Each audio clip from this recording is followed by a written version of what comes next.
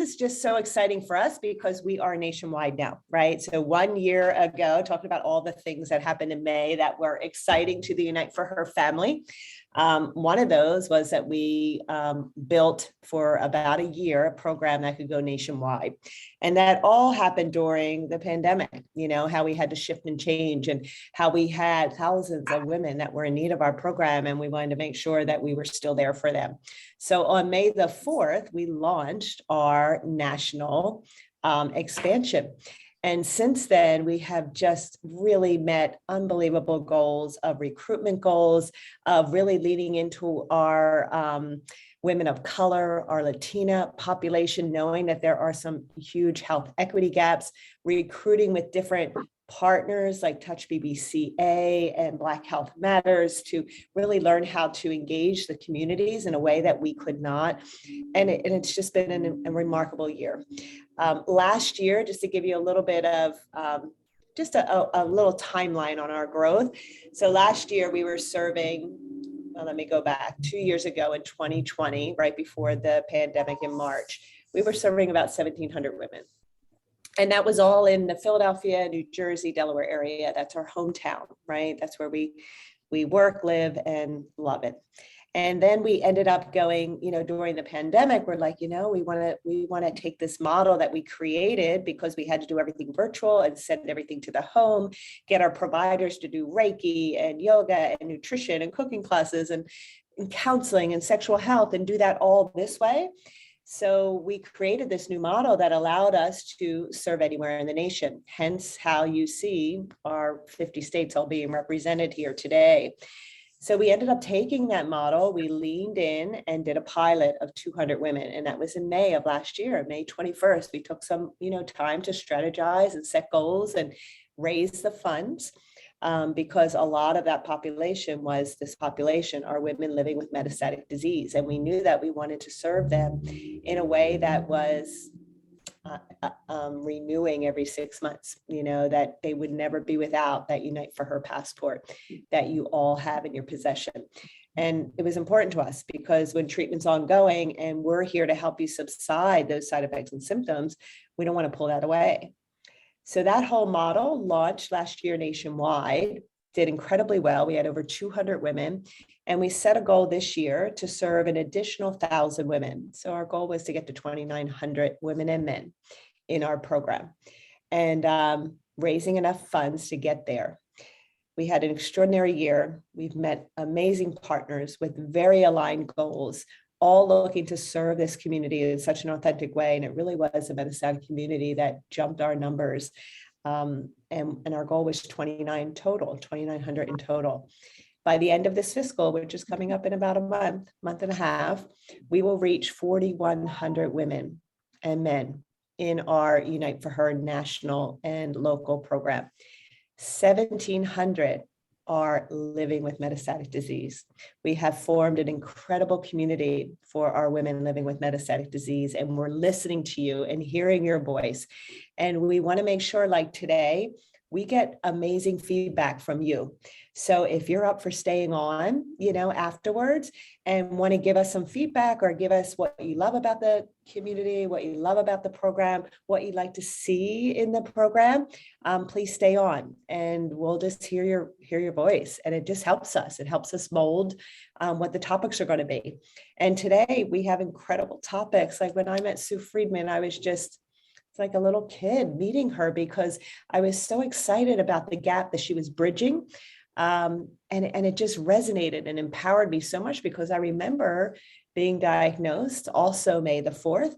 I am 18 years out now. And I remember that being such an area that was frustrating because I didn't know what to believe. I didn't know, you know, you get all these sound bites in the news and the sound bites are there to catch you. And it's almost like a gotcha type of journalism.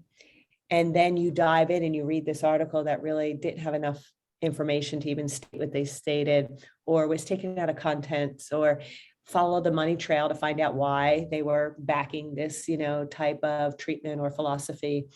So I love that she's invested so much in this today. And she is going to be our first speaker. And then we're doing an incredible art therapy. So hopefully all of you got your art materials and you're ready to go. And if you haven't, send Melissa a text and we'll find out what happened there. That was new for us to send something like this out in the mail. But we were really excited to partner with Twist Out Cancer as well to offer that as another way to just express yourself and honestly just feel joy, like wellness is joy. And sometimes as women, we tend to feel like I can't take time out for joy or wellness, or it's too much time to get that, into my lifestyle and plug through on your daily routine. And that's where we come in and we want you to pause. We want you to pause, bring these things into your life. If it resonates with you, you might continue to go on that path of integrative complementary services and treatments. And it just makes you whole. And I know Erin is cooking with us today. So you're going to have that cooking demo. Allison Donnelly, who is a master and a dear friend of mine in yoga, our original advisor, she's going to be showing you some really good posture information that is just like, wow, it's a head turner, because you don't realize how you carry yourself every day until you realize how you carry yourself every day, until you see it in a mirror. So we have so much goodness all wrapped up in this program, all led by Melissa, who is your wellness program manager. And this is her first one that she's launching and has done such an amazing job and put together an incredible venue and agenda for us. And just exciting, and when I see Erin cooking and that joy that comes out of cooking, it really lately, we've been hearing so much that those cooking classes are like support groups. And it is just a family that comes together and gets to just have joy. And if all of you lived in the 70s or remember the joy of cooking, and, it was that tagline, but it truly is such a joyful experience. So if you're not attending those cooking classes online, do yourself a favor. It's fun. It's just fun. If you want to cook along, great. If you don't, you could just watch. Erin usually pops the recipes in our staff chat, because we love to cook what she does and then feel it all out. And but if our staff there, oh geez, they're just, they're all that and more, and authentic to the core, and there to just bring wellness, empowerment, education, on the topics that are difficult, joyful, right? Informative, clinical trials, whatever you're looking for. So 2 things. Number 1, thank you for coming. Love to see this incredible outpouring of interest. That means we're on the right track with our topics. Number 2, if you want to stay and have a little Q&A with us at the end, or to share, in a minute on what Unite for Her was able to help you with, or where you feel like you'd like to see us go. What topics do you want to see at the next exhale? That's going to be in the fall. Let us know that, because then we will work our hardest to get that topic represented. All right, so I am done with my opening. I hope you were able to follow along and understand where Unite for Her is now. And I'm going to pull in and add a spotlight with Sue Friedman. So Sue, thank you for coming. Really appreciate having you here. I always have a smile on my face when I get to hear you, because so much of it resonates with me. And just to give a little bit of a background on Sue, because she is such a force, and no pun intended. She was a practicing small animal veterinarian when she was diagnosed with breast cancer, and she was at the age of 33. And afterwards, she learned she was carrying the BRCA gene, the BRCA2 mutation. After her diagnosis, she recognized gaps in information and resources in people making decisions, medical decisions around hereditary cancers. So she was determined that no one should face hereditary cancer alone. And after finishing treatment, she founded Facing Our Risk of Cancer Empowered in 1999 to fill the information and resource void for people facing adult hereditary cancer and help them advocate for themselves. As the executive director of FORCE, Sue directs FORCE's education, the research, the advocacy programs. As an advocate, she is passionate for improving health communication between patients and their healthcare teams by improving health literacy in society as a whole. And since we've met each other, I feel like we're going on a year now. Sue and her team are going to be a part of our speaker series. our Ask the Experts. They're in, like, we know a good thing when we see it, right? And we just bring them in. We bring them in, and looking to do some more partnership because they're stronger in areas that we're not, right? And why reinvent? We're like, let's join forces to get this information to a very vibrant community that Unite for Her is serving, and well over 12,000 individuals now. So Sue, the honor is truly all ours. Thank you for joining your first Exhale retreat, and I hope it's not the last. And I am going to let you take it from here. First of all, thank you for that introduction. Congratulations. It's incredible what you've built. And I feel the same way about Unite for Her and your team. You guys have been excellent, and we will be equally tapping into your expertise and resources. It's incredible what you guys have done.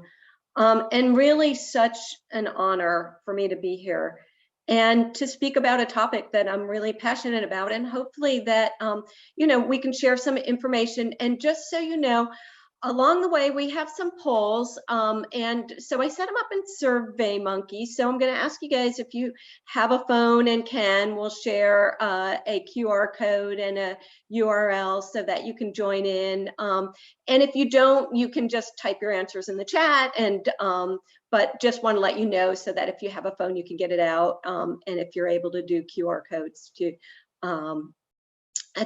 be able to access it that way. So I am going to share my screen and start my presentation. Oh, wait, I think I need to, sorry, I'm going to stop sharing and share again and click on share sound. Okay, good. All right, great.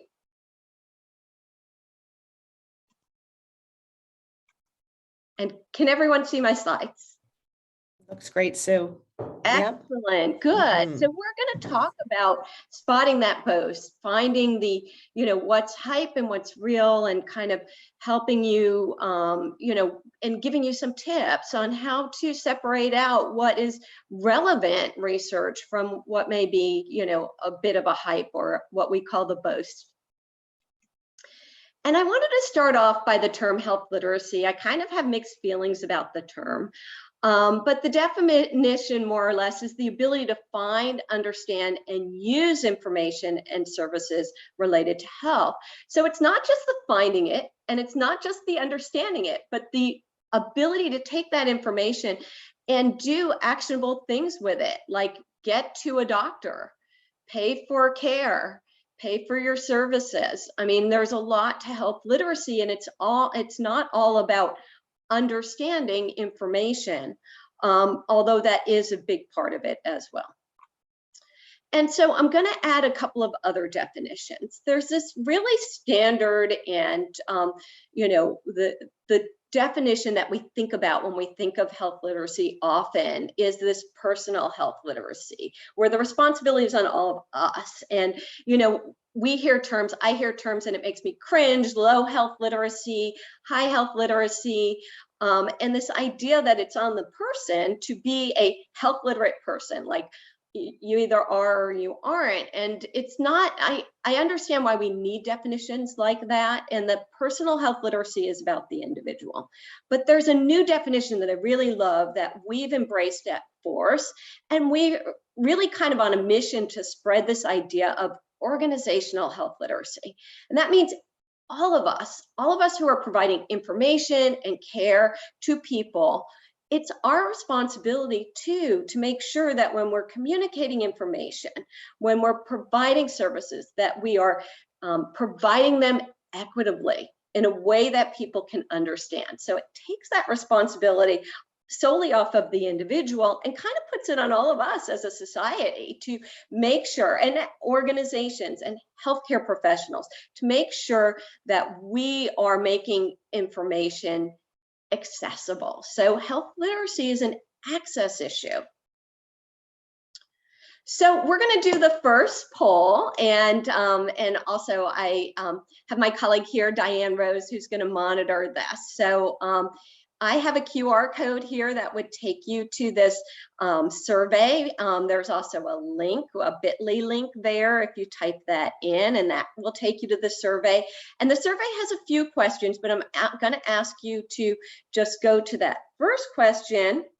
And then after you put in your response, hit submit. So I'd like to know, on a scale of 1 to 5, with 1 being the lowest and 5 being the highest, how would you rate your doctor or your healthcare team's organizational health literacy? How well do they help you understand information? So we're flipping it a little bit and putting a little of the responsibility on them. And Diane, if you can monitor and see if we're getting any responses in there. And we'll give people a couple minutes to find the survey. And if you can keep the survey open even after you hit submit, because we're going to continue on with this survey and you'll see the next question, but I'll just ask you to only answer this one. So how would you rate your doctor and healthcare team's organizational health literacy? How well do they communicate with you and make life easier for you to access the resources and information you need? So what do you think, Diane? Are we getting any responses? And do you want to share? And people can continue to respond, but let's get a sense of where we're at with that. We're getting some responses in, and it looks like the majority is choosing high. Good. Followed by a tie with very high and medium. Okay, that's great to hear. And I think, you know, that's so important, is when you understand that it's the responsibility of your healthcare team to make sure that they're making information accessible to you, then it allows you and empowers you to choose a healthcare team that really does that for you, and making sure that, you know, we're holding our healthcare professionals responsible for helping us as partners in our care.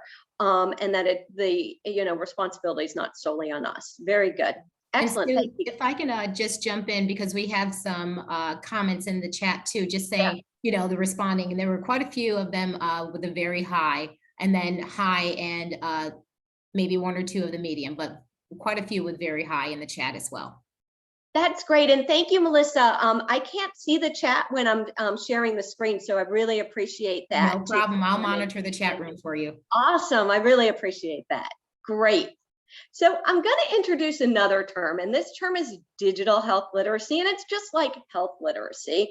But the idea is that, you know, there are some things that are challenging about online information or electronic information, and we're going to talk a little bit about that. But it's still about finding the information, understanding it, assessing it. So that's kind of a new thing. Like, is this real? Is it not real? I mean, that's true in general with health literacy, but online information has its own challenges. And then again, to remind you that the actual application, being able to go to a doctor's office, being able to get the medication, use it, find information, find a clinical trial, those are all part of the definition of health literacy, and they're all important components to it.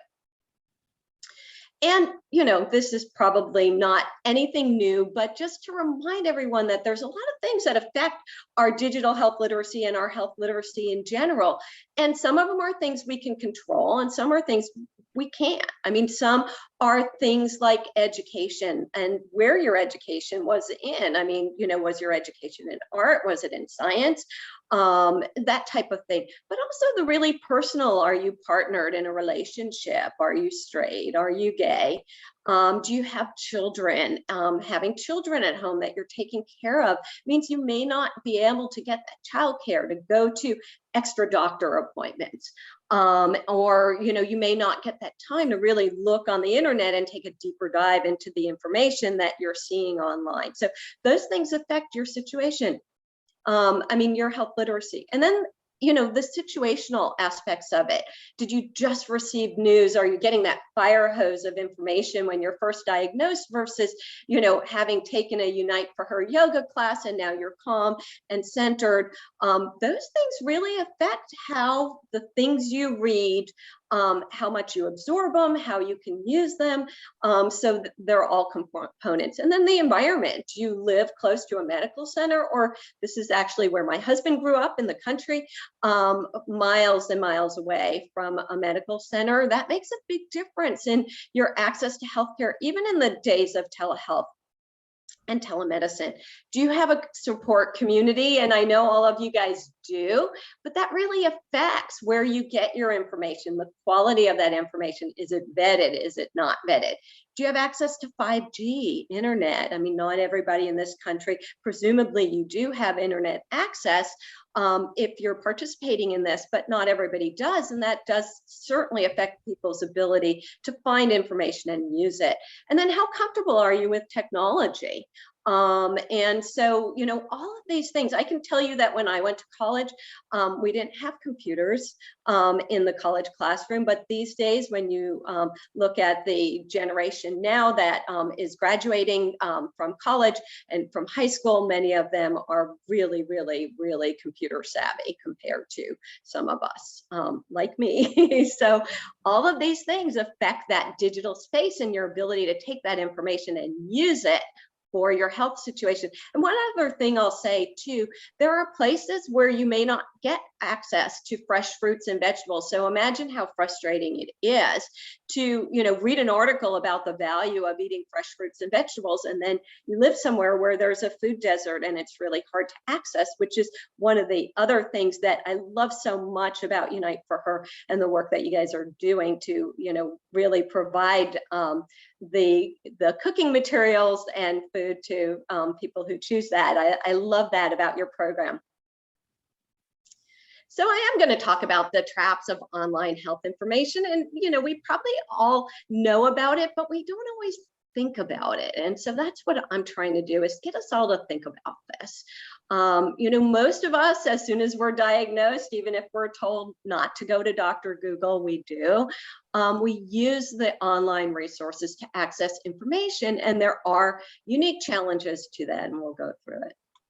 So, you know, some of the things that we see a lot when we're trying to vet information and really make it digestible for our community is the contradictory nature of the information. And I will tell you that this article on the left, I mean, we kind of mocked it up, but the headline on the left and the headline on the right were, you know, media coverage of the same peer-reviewed journal article. So, I mean, how is that possible? So the science was there and it was reported, and then you have this article on the left saying drinking milk won't give you cancer, and the article on the right saying that it will. And, you know, it's easy to just kind of throw up your hands and say, okay, which is it? Or see, science doesn't know, when that may not be the case. And there may be a little bit more we can do to try and figure out, okay, maybe one of these is more accurate than the other. I don't know. It's extensive. I mean, you Google breast cancer, you get 843 million pieces of information in less than a second. I mean, up until now, that was really impossible. And now it's just overwhelming. And how do you know in your lifetime you can't go through all of that? And then sensationalized. And I don't know how many of you saw this headline that caught so many people's attention, and it started in the Jerusalem Post, but it very soon became global. And there was a lot of coverage in the United States where these Israeli scientists had just started a company and they said they would cure cancer in a year. And, you know, really, I'm sure that many people were like, that sounds too good to be true. But, you know, anecdotally, we heard of people who were thinking, you know, should I go to Israel? And, you know, it really, it was a very sensational, provocative story, and especially for people who are, you know, looking for some other option than their current treatment. And, you know, 1 year later, I was actually happy to see that Forbes did cover it a year later. And, you know, the question with a year ago, Israeli research group said they'd cure cancer in a year. Did they do it? And no, they did not. We're not surprised by that. But in real time, from 2019 to 2020 with the follow-up, you know, there were a lot of people looking for hope, and an article like that could be really hopeful. And then sometimes it's inaccurate. Like this is an article that you may have seen. It got a lot of media play about a simple blood test reducing cancer deaths. But honestly, when you look at the actual research of it, the study wasn't really designed to look at survival and reducing cancer deaths. So that's really somewhat inaccurate, a little bit misleading, probably not on purpose, but still, you know, that's not really what the science said. And then, you know, there's this whole space that's just not moderated, where there's a lack of expert review and even some dangerous cures that are being shared in social media and not being challenged. There's nobody really minding the store. And, you know, not to pick on Gwyneth Paltrow, but oftentimes when a celebrity touts something and they don't always have the background, so they're not necessarily experts, even though they, you know, certainly have a following. And, you know, and sometimes that information goes unchallenged.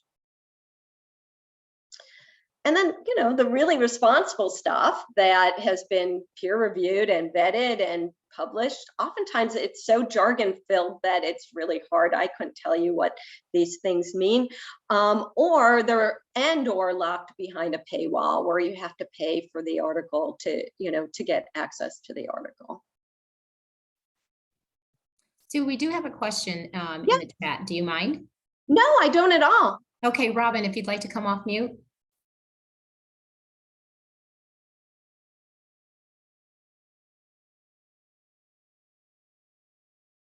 There you go. I have a question. Your hand is raised. You know what? I did not do that. I Oh. just see that my iPad did that. I didn't even touch my iPad.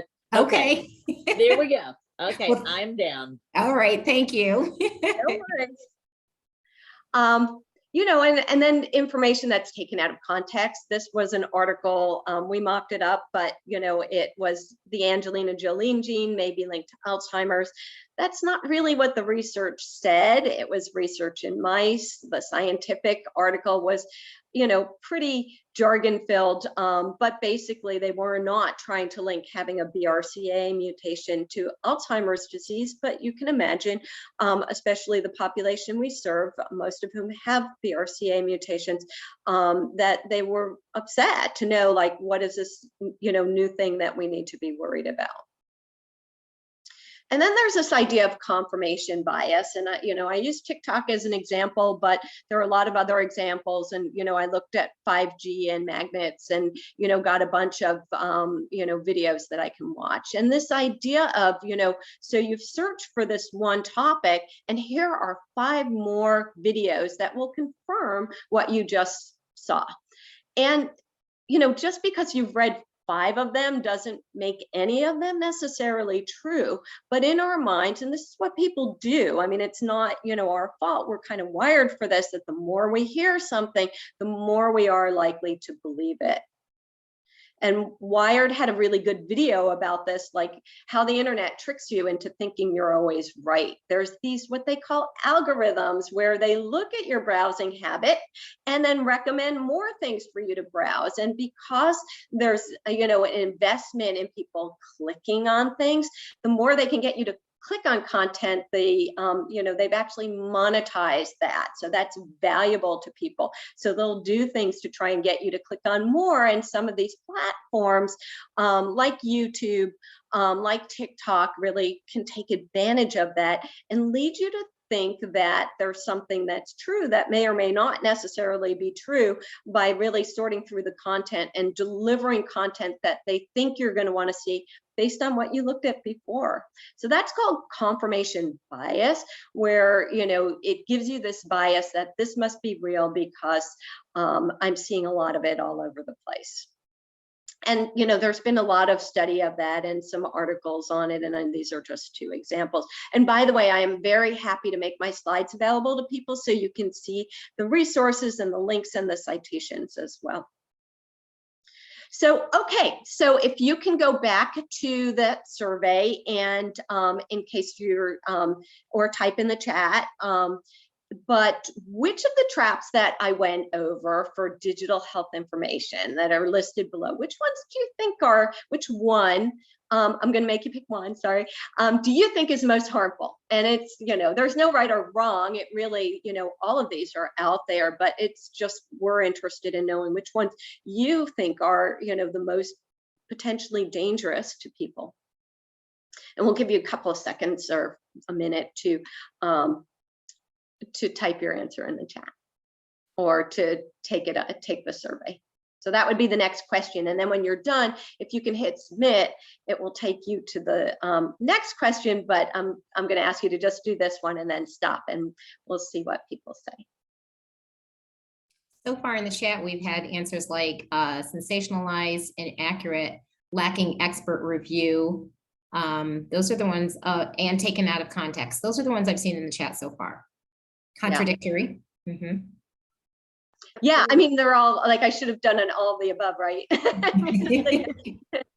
Diane, what do we got in the Survey Monkey? Yep. Inaccurate is certainly in the lead, followed by sensationalized and taken out of context.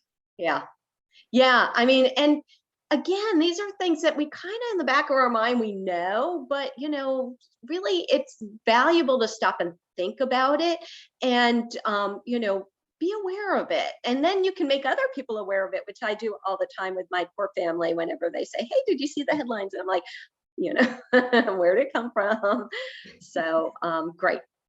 And so since you've been diagnosed, so this is the next question. And so those of you in SurveyMonkey, if you can answer it in SurveyMonkey, since your breast cancer diagnosis, has anyone sent you online health information about cancer that you found questionable?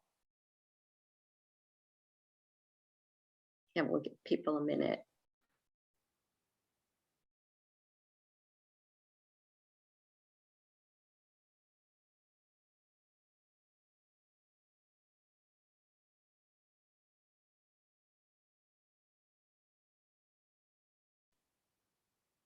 I see the chat numbers going up, even though I can't see the chat. Mm-hmm.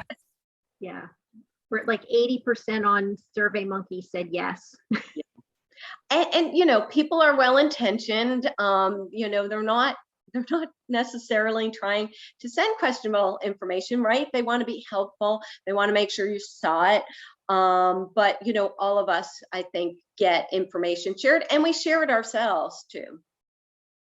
Great.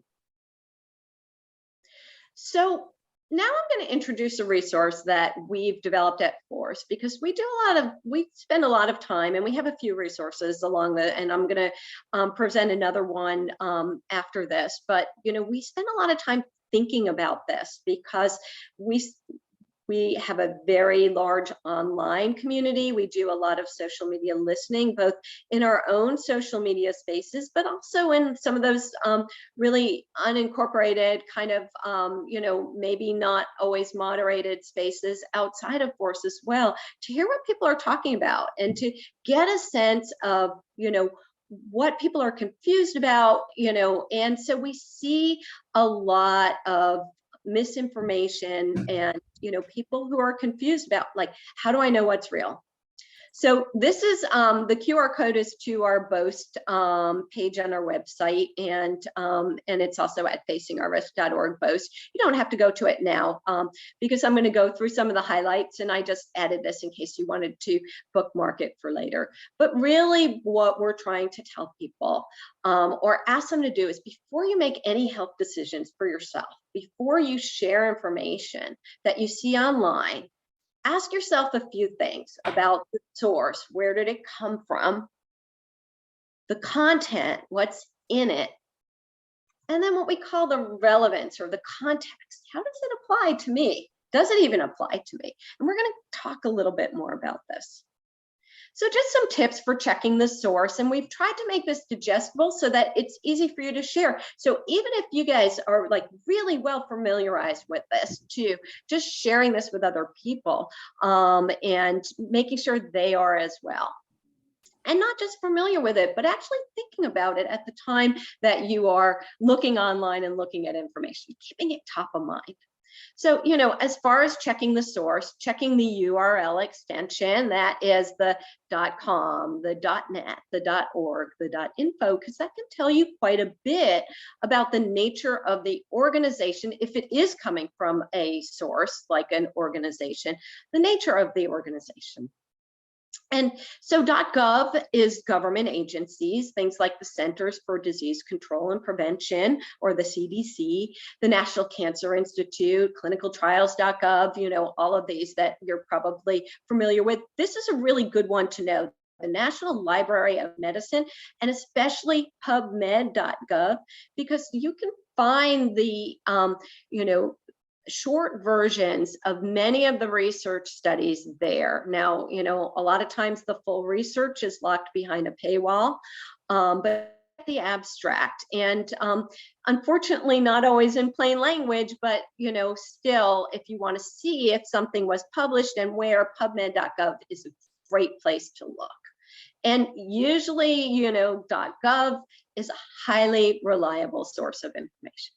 .edu are universities and academic institutions and teaching facilities and hospital systems. But the one thing I'll say about that, because they are usually also really highly reliable, and a lot of the research that you see at PubMed came from an academic institution or university. But be careful for press releases. Oftentimes universities, they want their funders to know, here's where your dollars went, here's the research that came out of our university, and that really helps their reputation. But sometimes their press releases are not as well vetted as the publication that they're really trying to tell. Peer-reviewed journals, they publish research that have been reviewed by experts that are separate from the research team. So that's what peer-reviewed means. It's reviewed by other scientists, sometimes also reviewed by advocates too, which is really good. So these are usually, all three of these, usually highly reliable. But again, watch for the press release. I made this press release up. There's no such thing as the Amazing Cancer Clinic, to my knowledge. But it just gives you an example of the type of, it can be a little bit hyped up that scientists found this new research, and it could be, earth-shattering. And so sometimes the press releases don't get as well vetted. .com, .net, .biz, these are for-profit companies. That doesn't mean they're bad, but it is worthwhile taking a look at their business. What's their business model? What are they trying to do? What are they trying to sell? Do they have a product or services, and are they trying to sell them? .org, uniteforher.org, facingourrisk.org. We are nonprofits. And the reliability can also vary in nonprofits. I mean, it's worthwhile to look at the mission and who's on the advisory board, who's on the board of directors, who is running the organization. And that can tell you a lot about, the trustworthiness and reliability of the information versus social media posts. I don't mean to condemn social media, but, blogs and stories, they can be really uplifting. They're very easy to share. Those often go viral, but even people with big online followings, they may not have that expertise, thinking about that celebrity name that can be used to really make information go viral, but it may not be as well vetted. So be careful, especially about that. Sue, we do have a question now in the chat, if you don't mind. Yeah. Okay, Catherine, if you'd like to come off of mute. Hey, Sue, thank you so much for all of this information. I just wanted to go back to the university and peer-reviewed part of it. So people should also remember that with an EDU, it could be a graduate student or even an undergraduate student who's putting out information. So it wouldn't, and you can also have people who are, they're professors, but they're not professors of the subject that they say that they're writing about, so just like you go to, you think you're going to a doctor for help with your nose and it turns out it's a doctor of podiatry, that's not going to be super helpful. And then just with the peer review thing, it does get really complicated in terms of what they're starting to do on some of the sort of overviews of journals as they publish they publish presentations which are not peer reviewed. And so I know, as I'm a professor, and students get really confused. Anyway, the point is, I'm just trying to make the point that not just because something comes from a university and it looks like it's written by somebody at a university, you do need to be really careful, even without the PR stuff that you mentioned. Yes, absolutely. And that's a really great point. And you know, the doctor thing, which I actually will get to in a minute too, because it is a great point and we see that a lot. And but also, yes, and even that there are journals that have said they're peer reviewed and they're not. So really anywhere that you get information, it's important to be as careful as possible. And really good point. This is a screenshot of the Force website. And I'm not sure about the marks on it, but just to show you that most organizations, nonprofits, have an About Us, and businesses too, where you can take a deeper dive and find out who's on the staff, who's their advisory board of directors, what's their mission and impact. And all of those are really worthwhile to take a look at and get a sense of who the organization is. And I don't know if you guys are able to clear the screen. I'm not sure how to do that. I'm not sure what that is. Yeah. Okay. Well, we will plow on. But this is just another way of looking at the source. And we do, like I said, I'm happy to make the slides available for you guys too, if any of you want to have it for handy reference. We have an infographic that also has this information that you can download and we can make available. You know, looking at, again, these articles like these probably aren't the most reliable sources of information. And so again, take a deeper dive when you're thinking about information and where it's coming from, and take a minute to think about where it's coming from. And then when we're talking about content, tips for checking the content, make sure the information is based on research rather than, you know, one person's experience, which again can be uplifting, but doesn't make it data, or, you know, doesn't make it something repeatable, and you know, not necessarily scientific. And watch for that exaggerated language. Words like poison, scandal, shocking, those are usually not the types of terms that are in the journal articles or even the scientific research. So if the media is covering it that way, that's usually a red flag. Words like cure, miraculous, if it seems too good to be true, that is also a red flag. And see if there's been any similar research completed by other experts in the field, although sometimes what you end up getting is something that is, you know, going back to that contradictory content. I'm wondering if I can take it off with the annotate. I'm not sure. Anyway, so this is an example of the inflammatory language, shocking, scandal. That's a little bit of a tip that maybe between those two contradictory articles that one may have been a little less accurate because it had this inflammatory language that's really made to be provocative and to encourage you to click on it. And then, you know, for the relevance, so this is a little harder, like trying to figure out, what does this mean for me? Because, you know, let's face it, science is cool. And many of us like to just, you know, read about science for the sake of the knowledge, for the sake of the science, to see what's coming down the pike. But I think many of us really want to know too, at the end of the day, what does this mean for me? What does it mean for my care, my treatment, my health, my well-being? And that's where we try and focus at Force, is helping people find that information at a glance.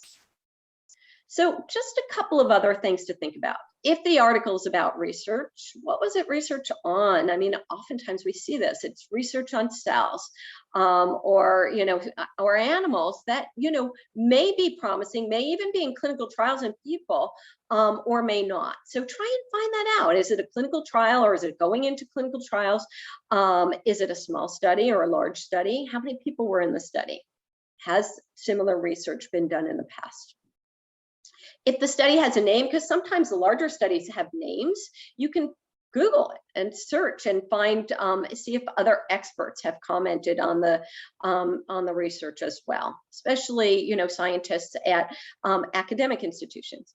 And then this is the harder part, but trying to compare your situation to the other people in the study, because the more similar they are to you in age, gender, diagnosis, genetic factors, race, ethnicity, health history, the more likely the research will apply to you. Now, that doesn't mean if the participants weren't like you that the research doesn't apply, but those are the kinds of things that really can help you gauge if it does.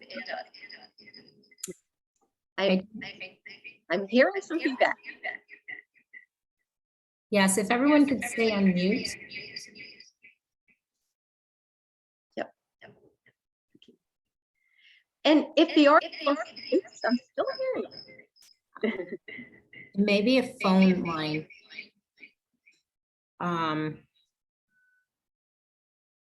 Hey, Matt. What? Yes, whoever is speaking now, can you put your phone on mute? Let's see. I think that took care of it. Yeah. Thank you. Thank you. Thank you so much. So if the article is not about research, then, you know, dig a little deeper. What's it about? Is it someone's personal story? And, you know, is it a press release? Like, try and get a sense. If this wasn't actually research that was conducted, what is the study about? Or what is the article about? So we have, we put together these red flags that we call the boast, looking for the boast, as something that, you know, just a simple mnemonic to help you remember the red. So B is biased. And, you know, that we're all biased. We all have biases and opinions that come from our lived lives. And organizations can be biased too. And sometimes organizations will share information that matches their goals, even if it's not exactly factual. So looking for that balance. Did it come from true experts? And, you know, it's a really good idea if experts are named to look up their training and their expertise, like the suggestion, I think it was Catherine said before. I apologize if I don't remember the professor, but exactly, looking up their training and expertise and make sure that their expertise is in the area they said it was. Does the source disclose who funded the research and any limitations with the study? And, you know, again, is it based on research or personal experience? And does it seem balanced? Overblown is very similar to biased, you know, the whole idea of clickbait. Are they really trying to sensationalize it and get you to click through it? Is it amateur? You know, looking at who the experts are. Not everybody with a medical degree and not all doctors are experts in all fields of science. And for example, going back to that Jerusalem Post article, we looked up the names of the scientists to see if they had ever published any studies, and neither had any prior publications in oncology. Now, that doesn't mean that it's not real, but it's just one more data point that, you know, maybe they are overhyping their claim here. And then, you know, is it sales focused? Because news should not try and sell you something. So that's really important. If at the end of it, you read this great article and it's like, buy our book, buy this, you know, buy this product, then that is a red flag. And then taken out of context. That's important because sometimes the media doesn't give you the key details, or they may be at the very end of the story. So if possible, try and read the entire article to get a sense of where you need to go next to take a deeper dive. So read the entire article if you can, because sometimes the details are left to the end. And again, was it, you know, who was this done on? Who were the people that were part of the study? And this is an example. These were two media pieces about diet, compounds in diet.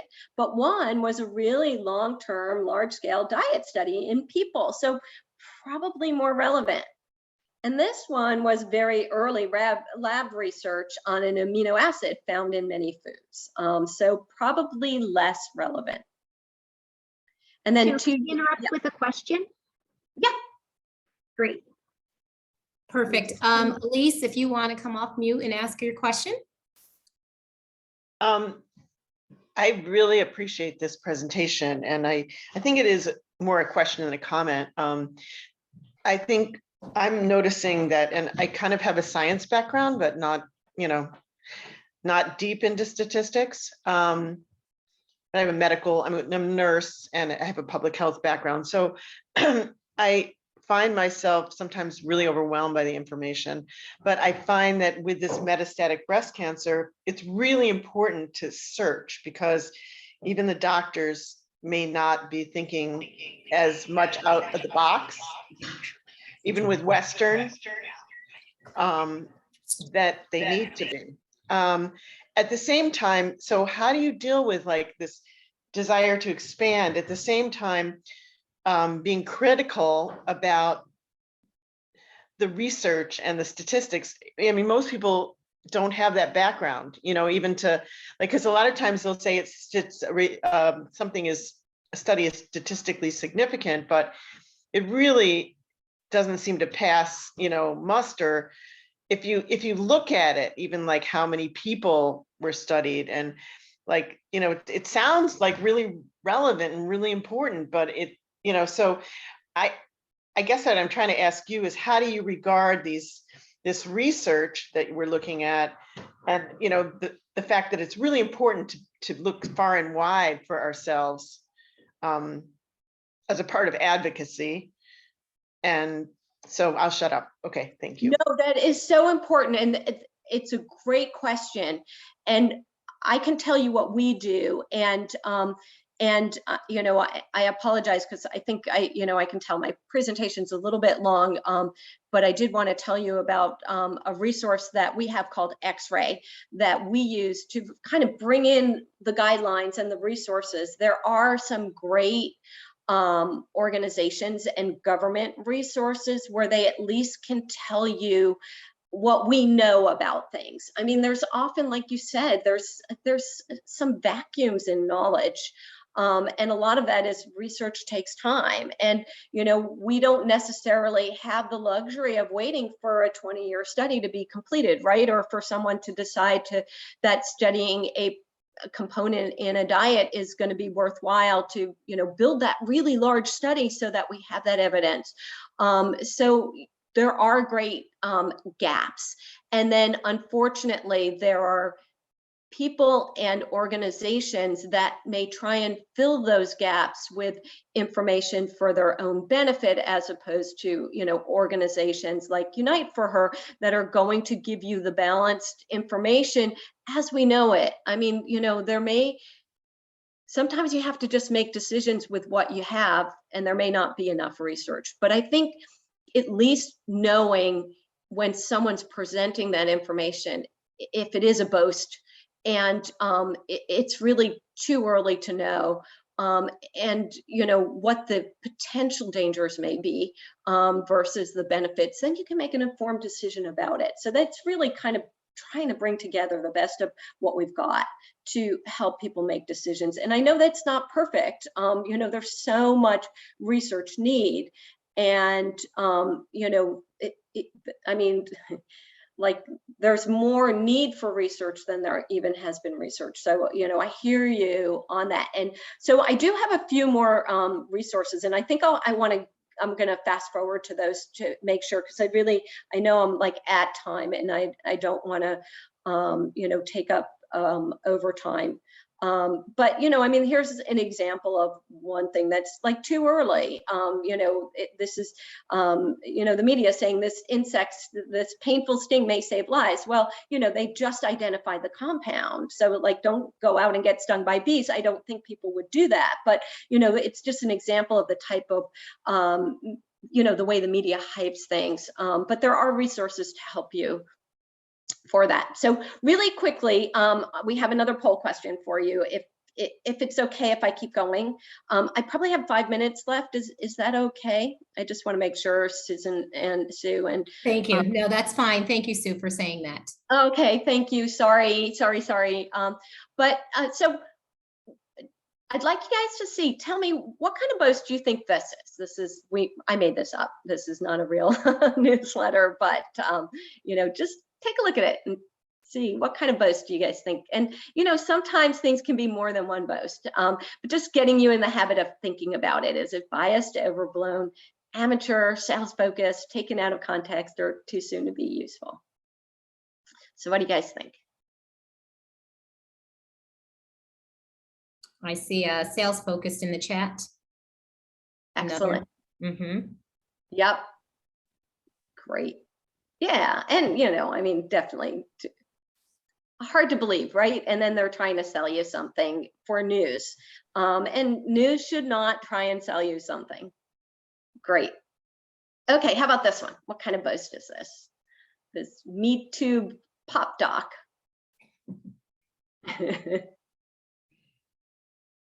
And look, he's got 5 million followers. And we see this. This is made up, but boy, we see this all the time. Some responses in the chat are showing C, amateur. Yeah. Excellent. Good. You guys are spotting the boast. Great. Okay, one more. Why you should eat more chili peppers. And there's a little hint down at the bottom. It says laboratory study, right? So, maybe it's too soon to say that this study that may have been set up to look at, an ingredient in chili peppers, which is very different than what happens when a chili pepper hits your stomach, gets broken down, and, the chemicals get absorbed into your bloodstream. And, maybe one day that could be turned into something that can help people, and it may even be that one day someone will design a study that does show that eating chili peppers is helpful, but that's not what this study was about. So that's where it's kind of separating out, okay, what did the science really say, before I kind of make inferences about then what that means for me.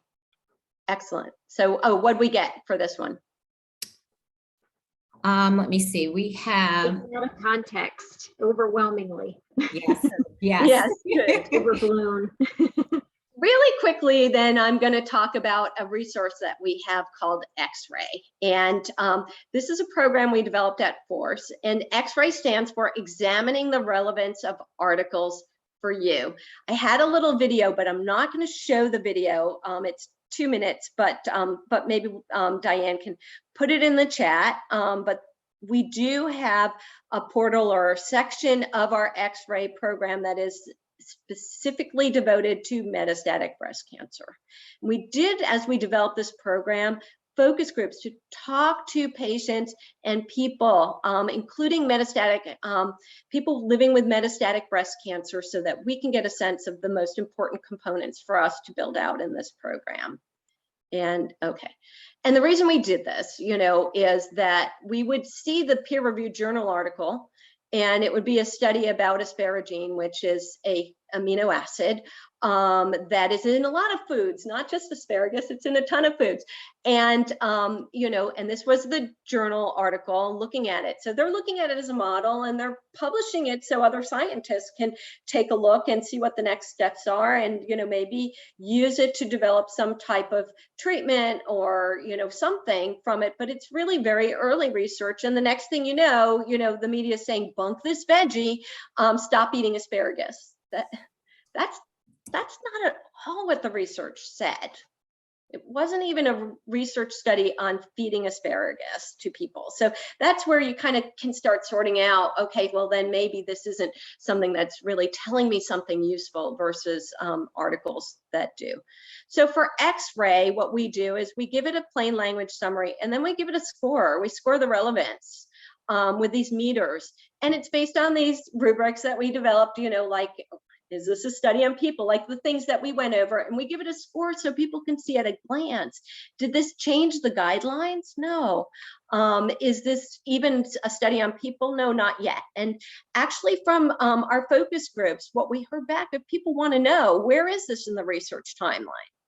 The other thing that we included, and we got this input from people living with metastatic breast cancer, is, I read this article, and it's about a really early research or early phase clinical trial, and it was positive, but the drug's not available. It's still in clinical trials. How would I get my hands on it? Well, that would be through a clinical trial. So we incorporate into our X-ray reviews if there are clinical trials, we incorporate that information. Here are some clinical trials looking at this agent in case you're interested in it. We also give an overview. What is the study about? Why it's important? The strengths and limitations. Where, what was the limit of this study? Was it a small study? Was it large? Who was it on? And then really kind of condense it into what does this mean for me? So the actionable part. Because really, again, science is cool, but what you really want to know oftentimes is, what does this mean for my care or the care of people I know and love? We also incorporate expert guidelines so that people know what the actual guidelines do say. If there is a study that we're covering that is not guideline changing yet, what do the guidelines say? Because we heard from people like you that they wanted to know that. And again, this shows the clinical trials, and we keep these updated. So they're constantly being updated to make sure that we're, only pointing people to open clinical trials related to that topic. And then questions that you can ask your doctor about. And then we rate how the media did. So Bunk This Veggie, that only got 1 star. We give the media 1 to 5 stars, and we say why. We, rated it the way that we did. And, we do keep a running list of articles that we will cover, and we do take suggestions if you ever have one. But the reason and the ones that we choose are often articles that are very relevant that may not be getting any media time. And so just making sure that we're telling people about information that's either really, really relevant for them, or also, articles that may not be quite as relevant, but got a lot of media coverage and people are up in arms or confused, or they want to know more about it. So real quick take home message, and I really appreciate you guys have been great, and I love feedback on this presentation. I think probably it was too long, so I apologize for that. But you can champion health literacy for yourself and others. You can really ask your healthcare providers to be health literate and contribute to that by clarifying things that you don't understand, talking in plain language, not just for you, but for everyone, the next patient who may not understand what they're talking about. If you read something, if someone shares an article and you're not sure about it, talk with your healthcare provider before you act on it. Use and share our tips from Spotting the Media post, and use and share our X-ray program. So with that, I really appreciate it. If you can continue on the survey and answer the rest of the questions, that would be so helpful to us. We do read every piece of advice and suggestion that we get when we do presentations, and it will help us make this a better presentation.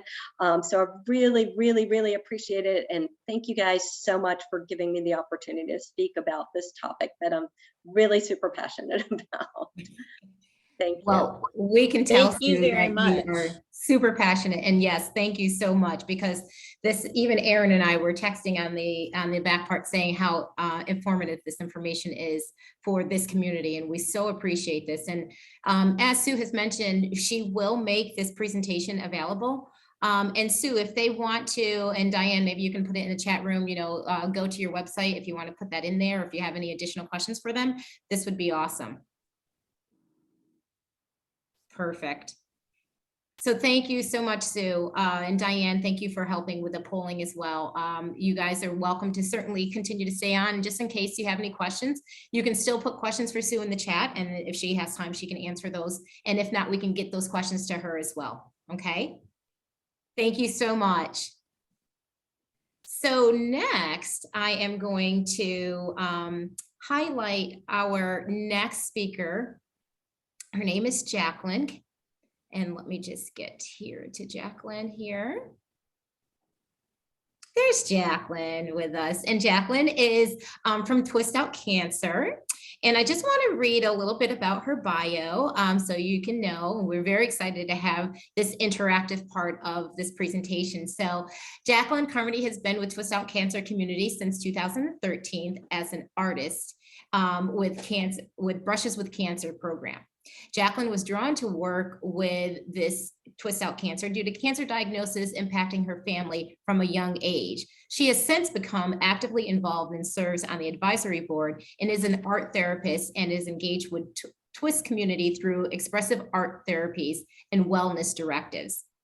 She provides them space to safely explore their inner creativity. And Jacqueline personally enjoys watercolor and acrylic paint and creates from her home studio in Roscoe Village neighborhood in Chicago.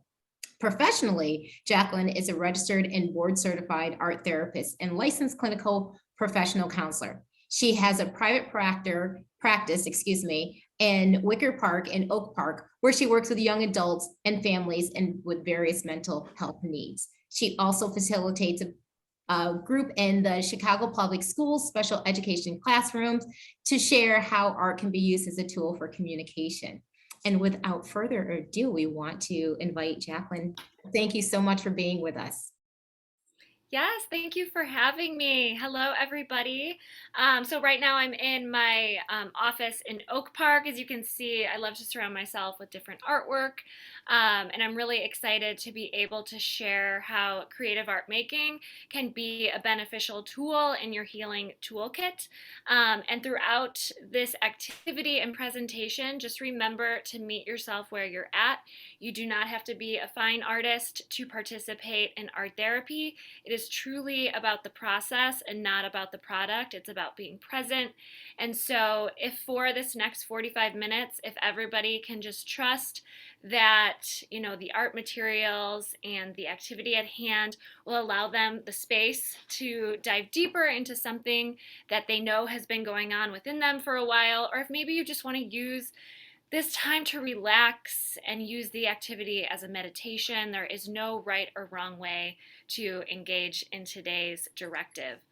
So as mentioned, I am a Twist Shop facilitator with Twist Out Cancer, and so we developed this program to be able to provide creative arts therapy to individuals from all over the world, which has been really cool to do in the virtual platform.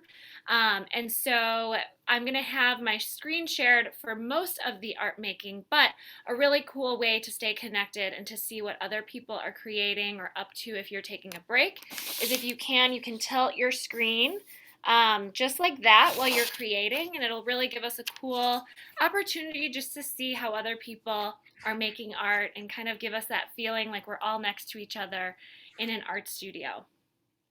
So I am going to share my screen to get into today's activity. So if you don't have your art materials already with you, or you didn't get the paint stick sent, all you'll need is a piece of paper. And if you do have the paint sticks handy, we're going to be using these. I'm happy to share more about what these paint sticks are. They're really great for neuropathy, or if you have trouble gripping an art material. They're very satisfying and really amazing. And so I'm happy to provide my email if you have any questions later on just about really great materials or how to build your own art therapy toolkit for different symptoms or, you know, experiences that may be going on because of the cancer experience or treatment. Happy to share those resources. Okay. Jacqueline, just before we start, if I could just make one announcement, because several are saying that they didn't receive their supplies. So in the original invitation, the art supplies were sent out to the first 100 registrants. And so they were sent out in mid-April, so you should have received them by now. I can certainly check to see if you know where you fell within that 100, but we did send out communication when that cutoff was met. So as Jacqueline said, if you don't have the supplies that we provided for you, possibly you may have some things around the house. And Jacqueline, what other materials could they possibly use? Yeah, so today's activity can be used as a silent meditation if you don't want to make art, or as simple as just a pencil and paper, a crayon and paper, anything that can make a mark is free, a sketchbook, a journal, and I'm happy to share this activity with anybody who doesn't feel up for art making or just may not be in the best physical space to do so, and they can definitely use this activity as a journaling exercise, meditation, or an art activity later on. Thank you. Awesome. So I am going to share today's slideshow. So many of you may be wondering what is expressive arts therapy? And so according to the American Art Therapy Association, it is an integrative mental health and human services profession that enriches the lives of individuals, families, communities through active art making, creative process, applied psychological theory, and human experience within a psychotherapeutic relationship. So today we're going to be engaging in non-clinical art therapy, and all that means is it's just using all the techniques and all the research-based methods to be able to create something in a healing way. Clinical art therapy would just be if we were creating treatment goals or a treatment plan, or we were specifically working with each other to target one issue. So today is truly at your leisure, and if you want to participate, feel free. If it doesn't feel right or if it's feeling too heavy, give yourself that space. So what is art therapy? Art therapy versus an art class. So the difference is that an art therapy session is facilitated by a licensed art therapist versus if you're attending an art class or going to a wine and paint night, that's going to be led by an art teacher. The difference between the relationship is a therapeutic relationship is developed versus the student-teacher relationship. So there's no hierarchy of who's better or who's worse. It's truly just kind of the therapist and the client, or the therapist and the group, really making this more exploratory relationship together. Self-exploration takes place in art therapy versus in an art class. The goal is really just to make something or to make a final product.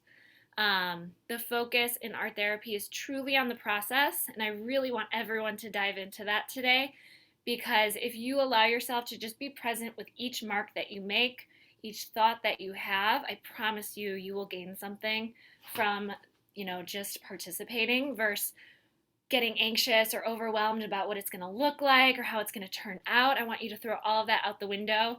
We are not going to worry about what the final product is. We are truly just going to be present with each other today. The art in art therapy is a reflection of expression versus an expression of your skill level. So every time someone says, I only draw stick people, today, if you draw stick people, that's okay. We're here for the stick people. That's okay. There's no skill level that you need to meet us with today. There's no right or wrong way to use the art materials in art therapy, and I'm here to be a guide and to teach you about art materials that can fit your specific need, that feel good. I specifically chose paint sticks for today because I personally find them very satisfying and self-soothing. They're affordable on Amazon or Blick or wherever you decide to get your art material. So I did want to provide an option for people if they do want to purchase them on their own. It's very affordable. It's not going to set you back financially to invest in this in your personal self-care toolkit. Okay, so a little bit just about what the Twist Shop program is and why we're doing this with you all today. It's non-clinical creative arts therapy focused groups and workshops that promote healing, relaxation, and emotional recovery. It's aimed to reduce mental health symptoms related to cancer or maybe a past cancer experience that y'all have been going through that, even though you're on the recovery side or you're doing well, trauma is still involved in what you went through, and it's really important to unlock those emotions or have a space or container where you can hold that and still respect that that was part of your story. And we welcome all individuals who have been touched by cancer to attend, so previvors, survivors, patients, caregivers, loved ones, however you identify, the Twist Shop program welcomes you. So some benefits that you will feel today are improvements and enhancing your physical, mental, and emotional well-being. It will tap into feelings and emotions without the need to be verbal. Raise your hand if you are sick of talking about your feelings or explaining to people how you feel when they ask you how you are. Sometimes there's just not words in our language to describe that. And so let art do that today. Let the artwork do all the communicating for you. Put the words aside. Or maybe you're a words person and words really feel great. Use as many words as you want today. Write it out. Express yourself. And so today we're going to be exploring and rebuilding trauma experiences in a safe way. So what that means is when a traumatic experience happens to us, our brain goes into fight or flight mode, and we can't really think creatively and we can't problem solve. We just react. We just get through it to survive. And sometimes we need help rebuilding a safe space for that memory or that narrative.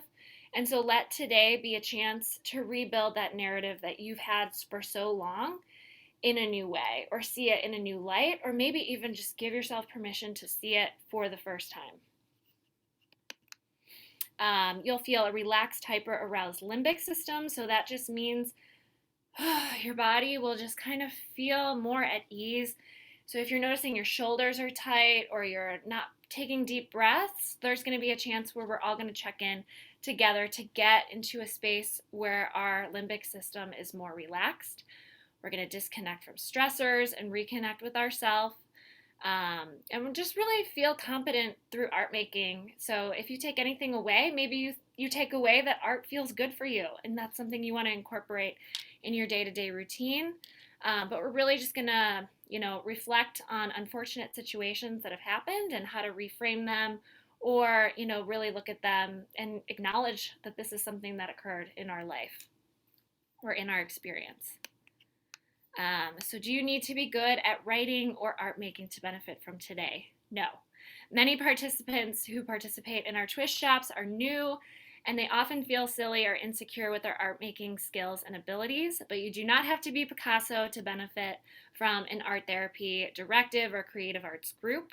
All participation is welcome. If you make a few marks on the paper, if you're just here listening, you have done it right. A+ for everybody. Believe in the power of art as therapy and the healing qualities of art making as a medium to release emotion. Your work is a physical documentation of your personal experience, and that is all that matters today.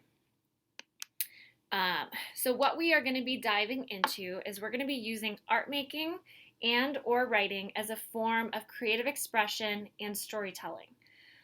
So for me, I often use a lot of landscapes in my personal artwork. They just really tap into a metaphor for me that can be really strong. If I'm feeling really strong, I can draw a mountain. If I'm feeling very isolated or withdrawn, I can tap into a desert or an open landscape, or even just an underwater scene if I feel like I'm drowning in my own anxiety or my own emotions. And so we're going to think about how do our current emotions, or maybe a past experience or a current experience that we're going through, how does that translate into a scene, a journey, or a physical landscape? Many of you on this call are, out of treatment, or maybe in the midst of just waiting on some news. And so really just think about, maybe you are on a journey. Where are you in the landscape? Are you at the top of the mountain? Did you get to where you want to be? Are you looking up at a really big, overwhelming landscape, and you know that you have to, start that journey and you don't know what's beyond? Be creative. Think about your personal narrative. Does it have a background? Does it have a middle ground? What is the foreground? Where are you at? Maybe you're taking a break underneath a tree. That's okay. Does it have rolling hills, raging seas, barren deserts, or maybe you're in a lush garden? When you're in your emotional landscape, everything may vary. So maybe today you're in one spot, and tomorrow or later this afternoon, you're in a totally different spot, because you're inspired by the different individuals on this call, or the different, talks that you're listening to. But really just meet yourself where you're at. Let the colors and the materials really do the work, and allow yourself to dive in. So just a quick check-in. Just ask yourself how you are feeling. So physically, mentally, emotionally. Maybe you aren't comfortable where you're sitting and you want to sprawl out on the floor and just really give yourself space to create. Maybe there's a more comfortable chair in your house and you want to give yourself permission to go get that chair, or move locations, or you need a stretch, or you need some water. Maybe you just need, a minute to just sit and just relax and close your eyes. Any of these are okay, but really give yourself a moment just to check in and stretch or breathe. I know I kind of need a stretch. That feels good for me right now. Okay. So to get started, I'm going to leave this screen on for a bit, and I'll also copy and paste it into the chat because I do want to leave some time for us to turn our screens down and just look up and see what our friends are doing and what they're creating. I just think it's a really cool way to connect. So don't worry, the directions are not going to go anywhere. I will make sure that they are in the chat for you if I do take the screen down. So after you are done checking in with yourself, consider what feelings and emotions you have in this moment. Allow a physical landscape to actualize through your art or through your writing. Feel free to explore pages in books. You can take a look online. You can reference things from fictional places you've read about, or maybe from a favorite childhood movie. I love the movie Princess Bride from my childhood, and I love the landscape in that movie. So sometimes my brain just goes there to this kind of Renaissance, whimsical place. So maybe you have a different one, but I think movies and childhood books and places are just really great to channel when thinking about this directive. It does not have to be a place that exists on planet Earth. It can be anywhere. So on your paper or canvas, use art making materials to create or write what you are visualizing. And then when we are all done, we are going to, reflect on, is this a current, a past story that you'd like to tell? Have you been holding this story in, or this experience or this journey, and you haven't really known how to talk about it or how to tell people that you love or who care about you the journey that you've been on? How long have you been here? Sometimes I need to check in with myself on that. How long have I been stuck under this tree, just relaxing? Do I need to get my butt in order and get moving? Sometimes it's just that push to be okay, let's go. What do I need to get going? And where have you been? This is a place that you are right now, but where have you been that we don't even know what you've overcome or you've been through? This place that you're at right now might be lovely, but what did it take to get to where you are today? And if you could shrink and jump into your artwork today, think about, where would you land? So in my previous slide, there's a little family at the top. And so kind of jumping in, where would you land in your piece? So thinking about that, or maybe you don't want to be in that place. Maybe you feel really safe not in that landscape today, but it felt good to make it and hold a space for it. Art making is all about having a container for that emotional block that we feel sometimes right here. Imagine it coming out and living outside of yourself for a minute. It doesn't have to live inside of you. It's still yours, it's still your story, but maybe it's out here today. So I'm going to give everyone some time. Right now we are at about 12:30 my time, 1:30 Eastern time. I'm going to check in with everybody at the 45 mark. And I don't expect anyone to totally complete their work today. I know that it's a short amount of time for a really heavy, piece to create. But if you just get started, it's a place to come back to think about later, to use as kind of a journaling prompt or an art making prompt later on.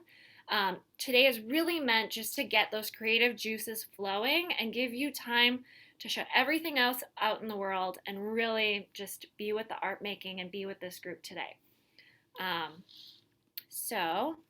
Invite the images that come and welcome space for the colors, symbols, and images that reflect your inner creativity.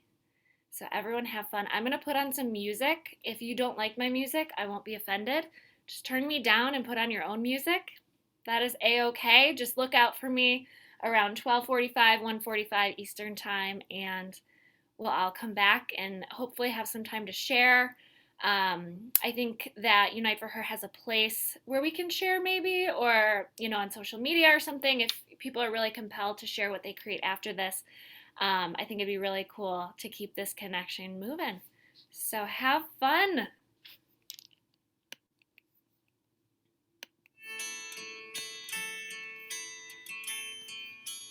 In my mind, I'm gone caroling. see the sunshine? Can't you just feel the moonshine? Ain't it just like a friend of mine to hit me from behind? Guess I'm gone to Carolina in my mind.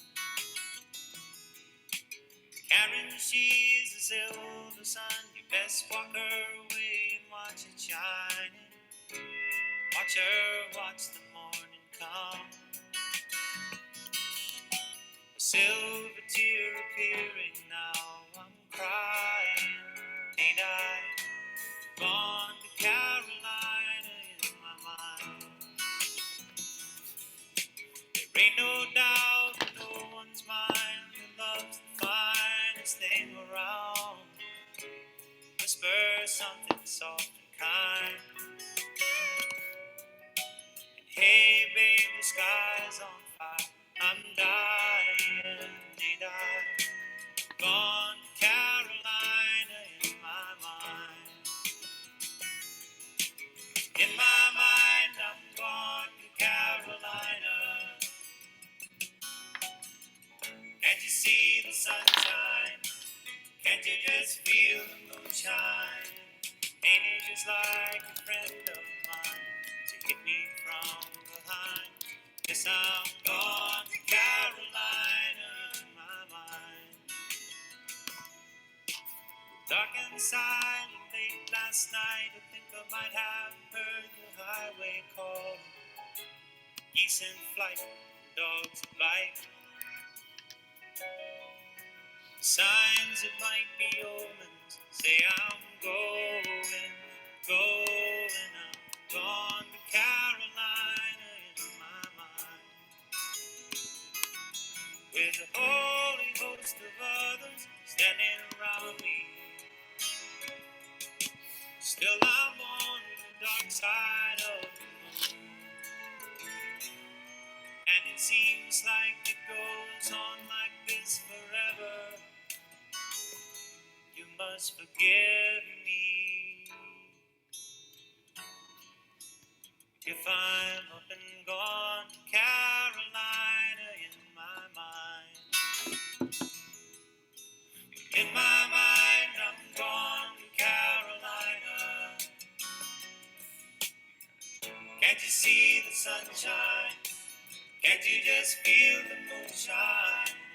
Ain't it just like a friend of mine to hit me from behind?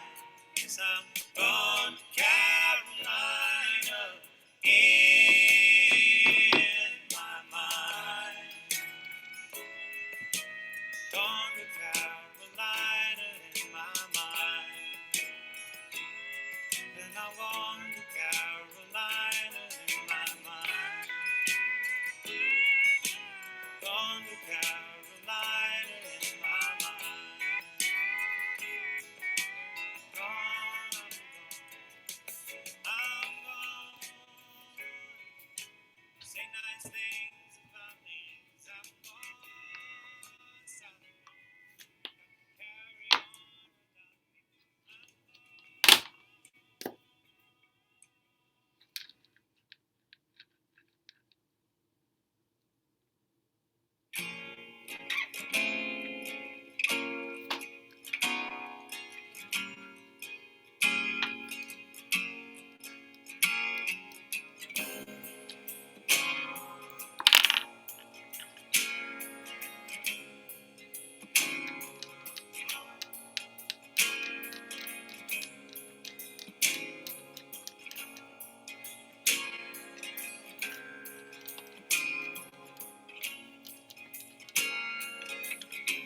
Till I drive you away, I know what you'll say. You say, oh, someone you know.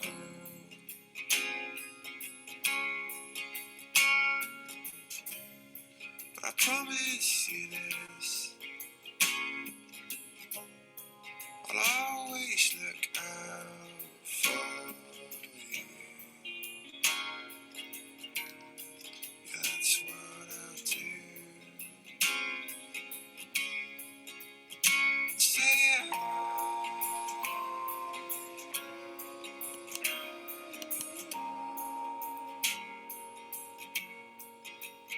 say,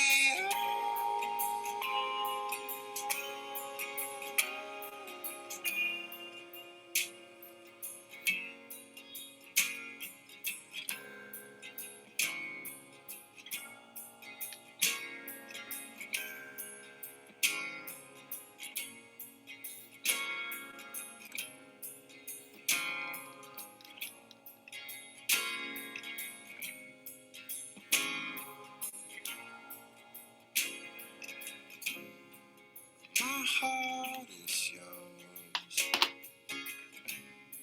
It's you that I hold on to. That's what I do.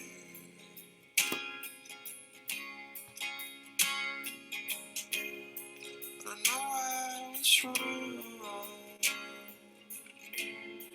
but I won't let you down.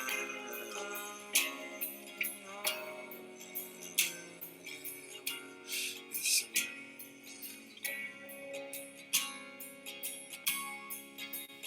I said,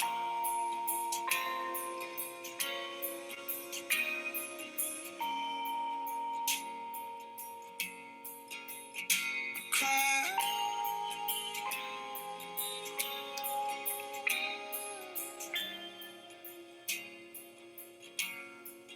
I saw sparks. Yeah, I saw sparks. I saw sparks. Yeah, I saw sparks. Singing out loud.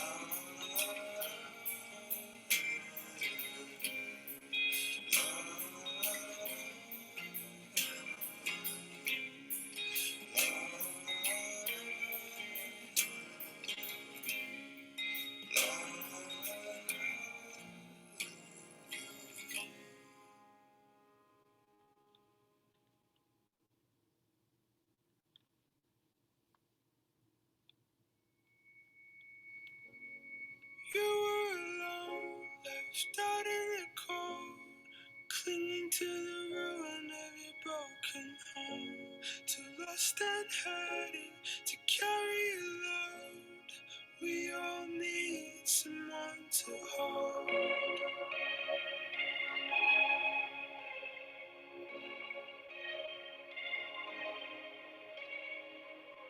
You've been fighting the memory all on your own. Nothing washes, nothing grows. I know how it feels being by yourself in the rain. We all need someone to stay.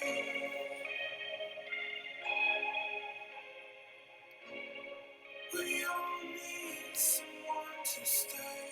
Here, falling lonely, crying out. Oh, you fixed me up. Oh, you saw me how. At the end of the day, you were helpless. Can you keep me close? Can you love me most? You've drunk it down and you spat it out. Nothing tastes like the things you had. So take it off, or don't you let them go. We all need someone to stay.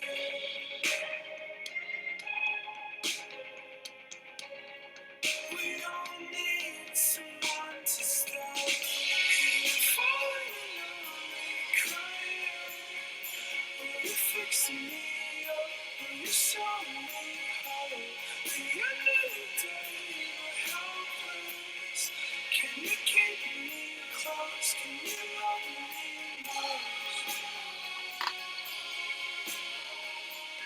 Can you keep me close? Can you love me most?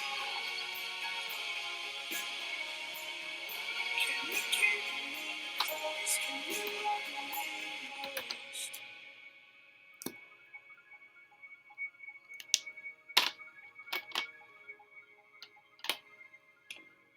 You were alone, left out in the cold, clinging to the ruin of your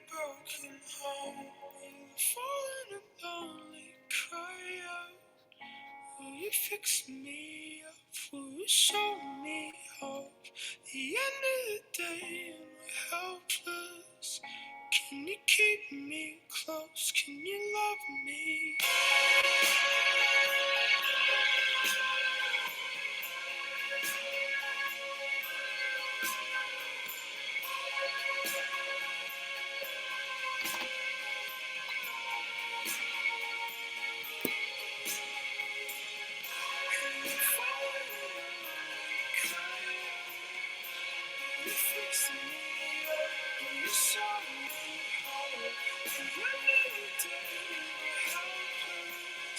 Can you keep me close? Can you love me most? Can you keep me close? Can you love me most? Can you keep me close? Can you love me most?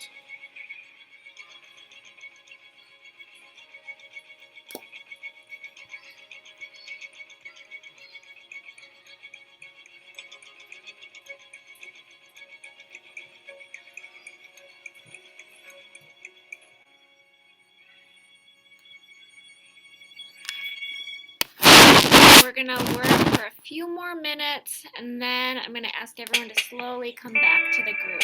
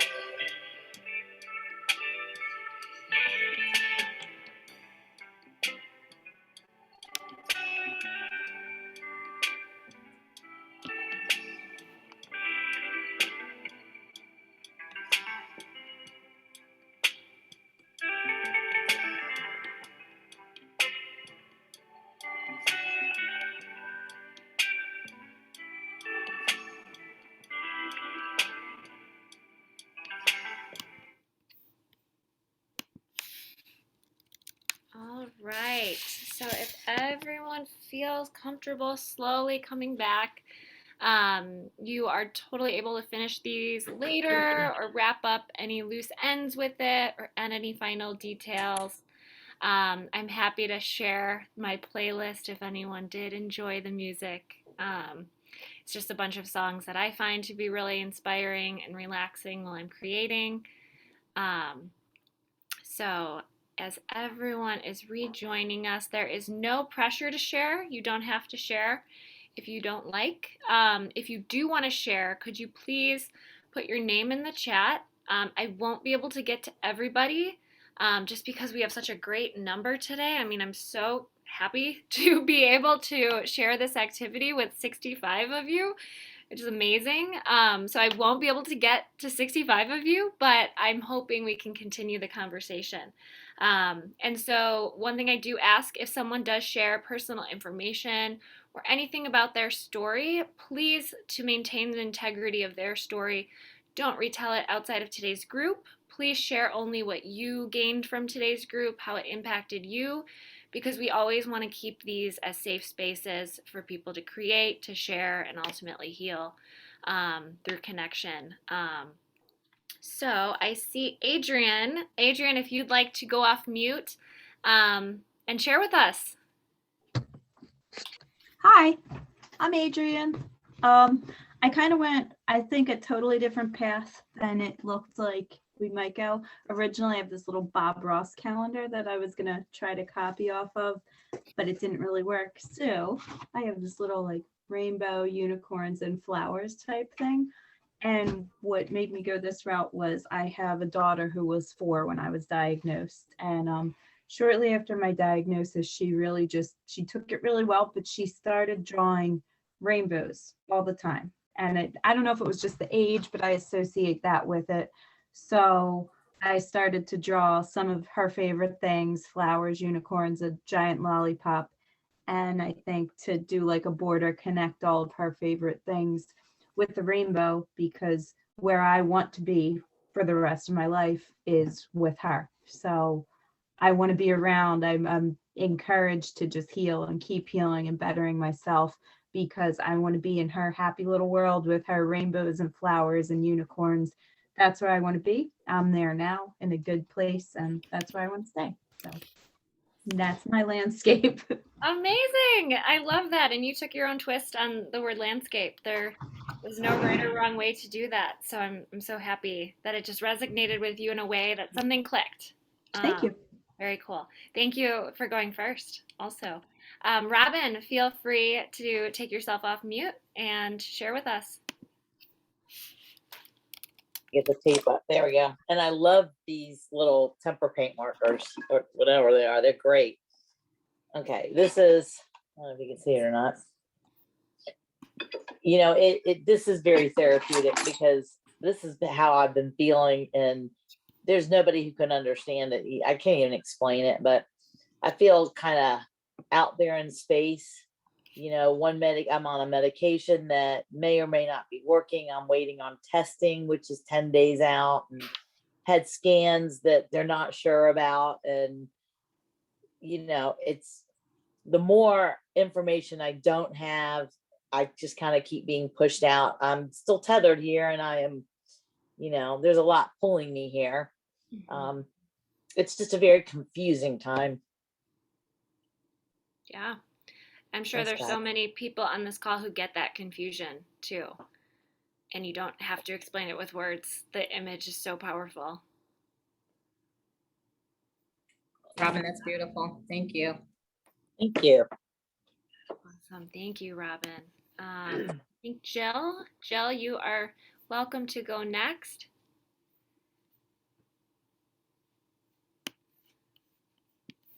Just make sure you're off mute, or yeah, you're unmuted so we can hear you. Okay, here we go. So I drew this because, like, being in the Midwest, I'm in Chicago or in the suburbs, and it's been very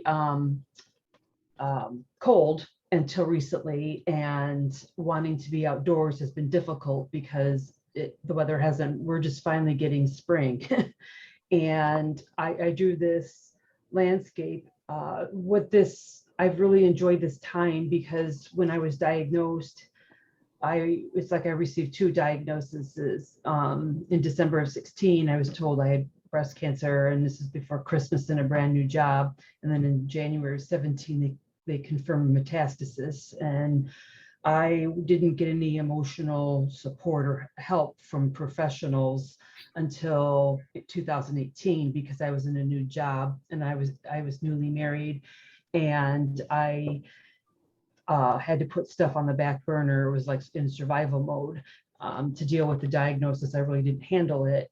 I just survived until I was able to stop working in 18, and I joined a group near me, and once a month it was called Creating Expressions. It's exactly doing like this type of work or creating a craft, and it's not for anybody that's, you know, a professional or whatever. It's just about you having fun and sharing. And since COVID has been an issue, that stopped.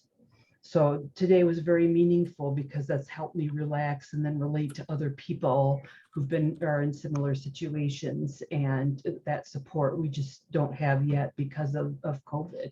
So, you know, the land or being outdoors or thinking of serenity, that's very helpful to distract me from physical pain that I'm dealing with the side effects every day. So that's my story in a nutshell. Yeah. Well, thank you, Jill, for sharing just your personal journey and that you're still on it and going through it. And local Chicago person here, we have had a whirlwind of weather and 90 Yes. degrees outside Yeah. today. So I'm proud of you for sharing, and thank you for just using today as a safe space to trust us with what you're going through. So I think we have time for about 2 more people to share. I'm going to put my email also in the chat if anyone has questions about art making or therapeutic art making and other free events just like this Twist Out Cancer offers. I'm happy to share those resources, but I don't want to take too much time on that. So I'm going to go to Teresa if you'd like to share. Which Teresa is that, so I can make sure I spotlight the correct? Teresa Reeves. Okay, great. Thank you. Okay. I was first this is my picture. I was first diagnosed with breast cancer 4 years ago, and I was living here in Louisiana at the time, and I really missed my mountains from Idaho, my mountains and trees. And then a few months ago, my husband and I moved back to Idaho, and I was close to my family then, so it was very therapeutic for me physically and mentally. But then when things changed with my health again, I needed to move back here to be closer to my medical team. So I'm back here in Louisiana, but my heart is here and closer to my family. So that's kind of it in a nutshell. Amazing. I'm super proud of you for whipping that up in the short amount of time I gave you guys. That is stunning. Yeah. So powerful. The colors also really resonate with me. That green is like really energizing to look at. Thank you. Awesome. Awesome. So then we are going to move over to Sue. I don't see a last name, so I'm not sure. But if you could just highlight Sue. Awesome.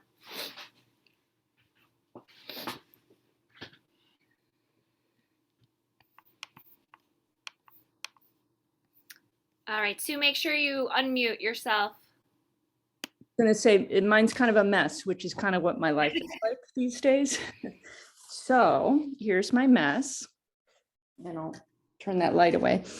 And I started with mountains, which started soft, and I kept going the same shape, and partly because every day sometimes feels like a mountain. And there's certainly mountains in all of our lives. And then I started realizing, although it's not the shape of an EKG, it's sort of like a heartbeat going through. On one side, I started with dark clouds, but there's certainly sunshine and light. And so it's kind of a mix of what the sky can be depending on your mood, depending on your day.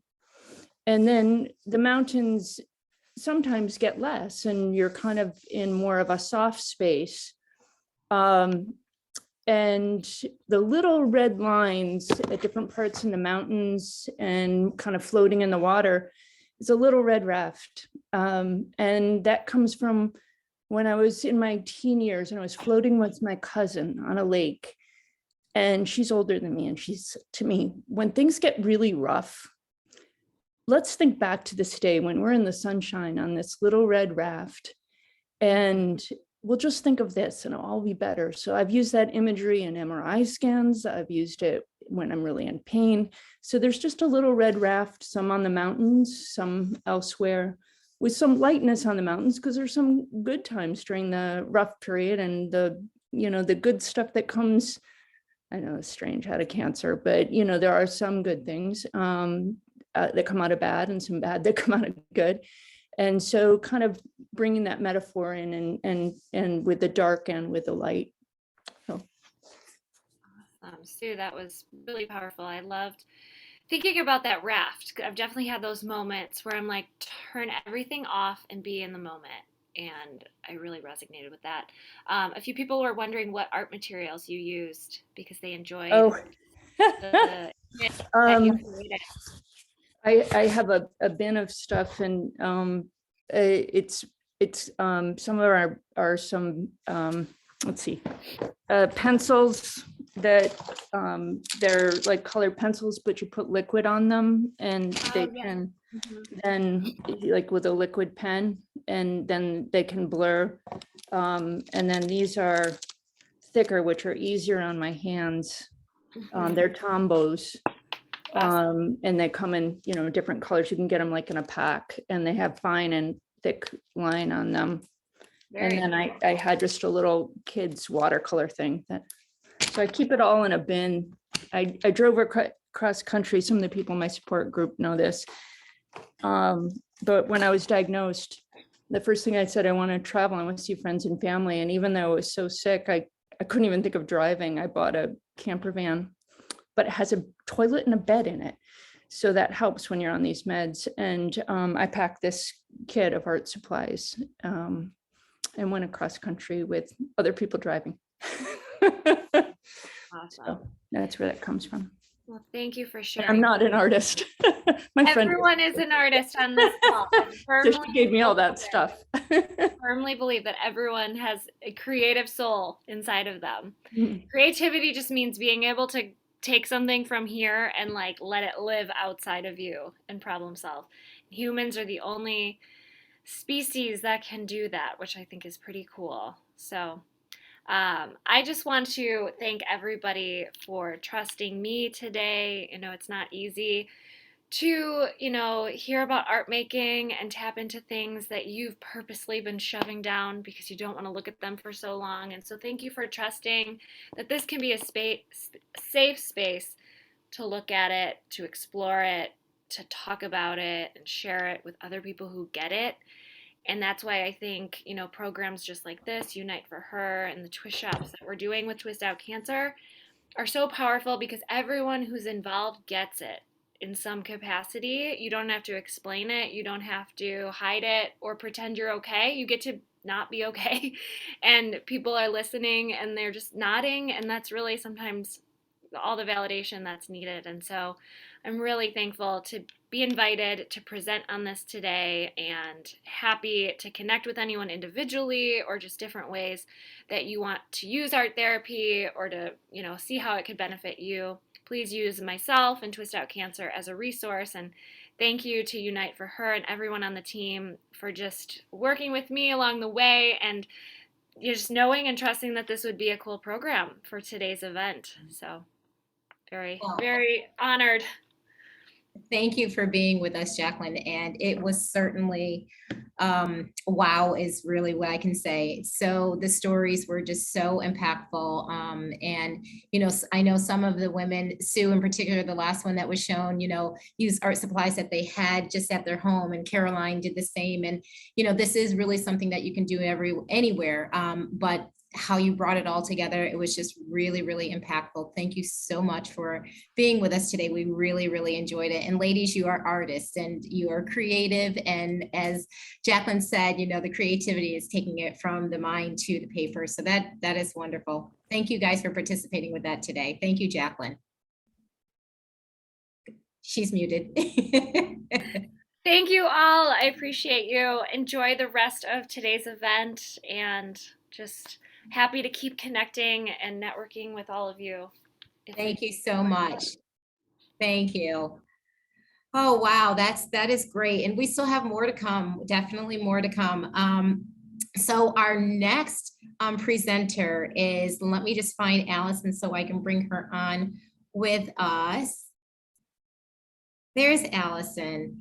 So Allison, thank you for joining us. And Allison, if you can mute your phone, that would be perfect. Thank you so much. Got it.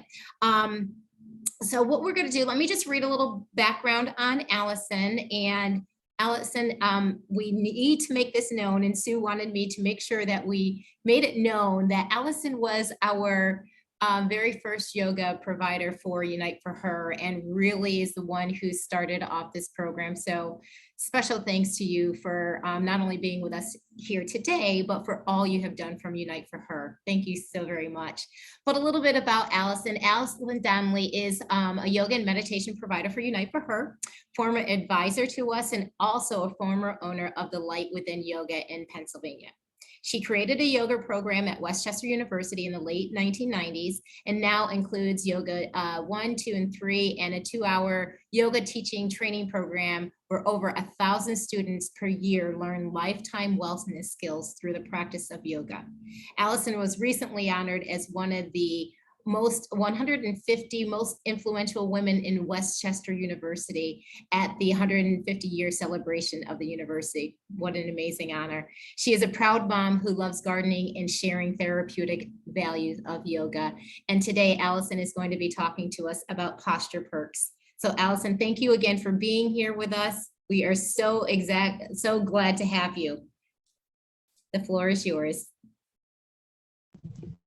Thank you so much.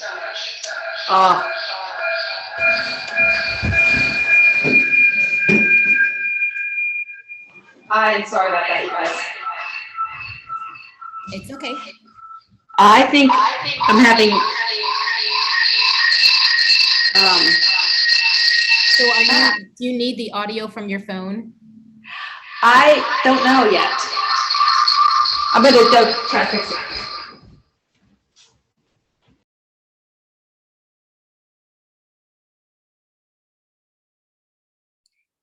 Can't hear. Can you hear me from here? Yes.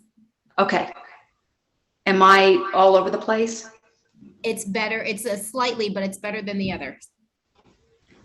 I'm having difficulty with my laptop today. Okay. This sounds good. This sounds fine. Okay. I am glad to be here. Thank you for having me. I'm going to put on I'm going to share my screen and offer my presentation here today through PowerPoint first.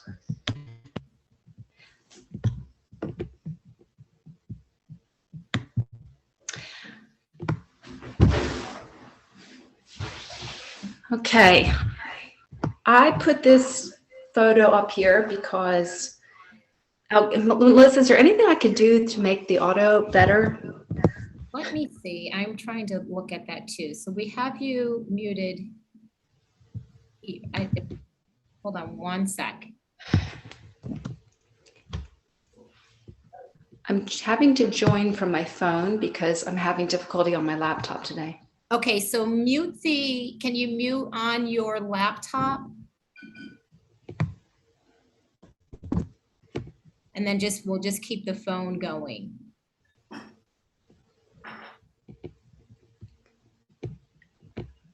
Can I do what? I'm so sorry.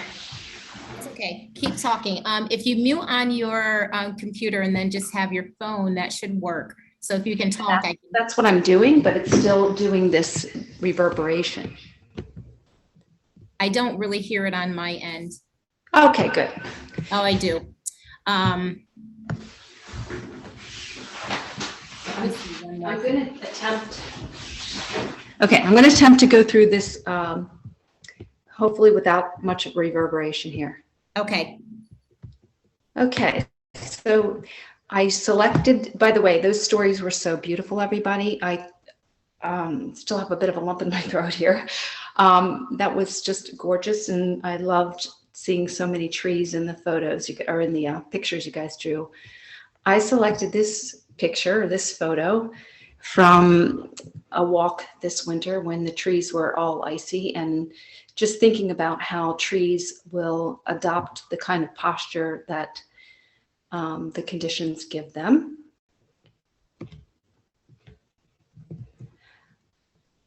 When we have poor posture, it can do so many different things that are detrimental to our health. So compromised respiration due to restricted space in the chest, poor digestion due to restriction in the intestinal tract, long, weak muscles in the back line of the body also create short, tight muscles in the front line of the body. These issues can create incredible pain, muscular neck pain, back pain, muscular pain and fatigue. And skeletal pain from poor alignment is of course from everything being tugged on in different places, and the muscular pain from that can create all kinds of problems.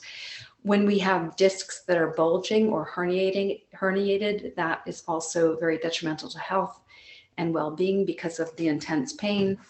Acute and chronic headaches are also problems that can arise from poor posture. Postural issues are things like scoliosis, where a body starts out with a curve that is a C. The body will naturally try to correct itself and make an S.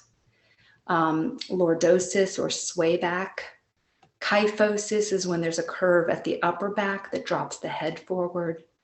Flat back. Forward head syndrome, which is also now called text neck or tech neck. There are also functional and structural foot issues, especially flat-footedness. Having a Q angle or bowed legs can affect structure.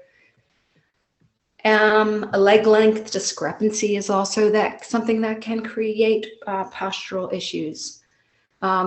Things that contribute to poor posture: genetics, which is your structure, how you were born, and then daily activities, which are things that affect the function. So structure affects function, just as function is going to affect your structure. So better posture is what creates more ease in your movement patterns. And yoga is all about moving your movement patterns. So fascia interpenetrates and surrounds all your organs, muscles, bones, and nerve fibers.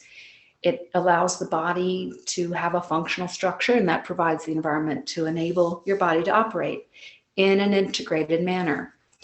I have in this PowerPoint a short video on what fascia looks like, and an article by Hopkins Medicine that talks about how so much muscle pain can actually be problems with your fascia being tight.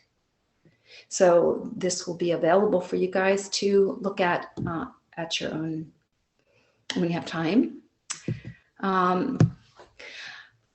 When I teach yoga, I refer to the postural issues that most of us face as a human Jenga. We're trying to actually stack everything up as if we're creating human Jenga, so that we don't end up with text necks, hyperkyphotic changes in the back, which I'll demonstrate in a minute.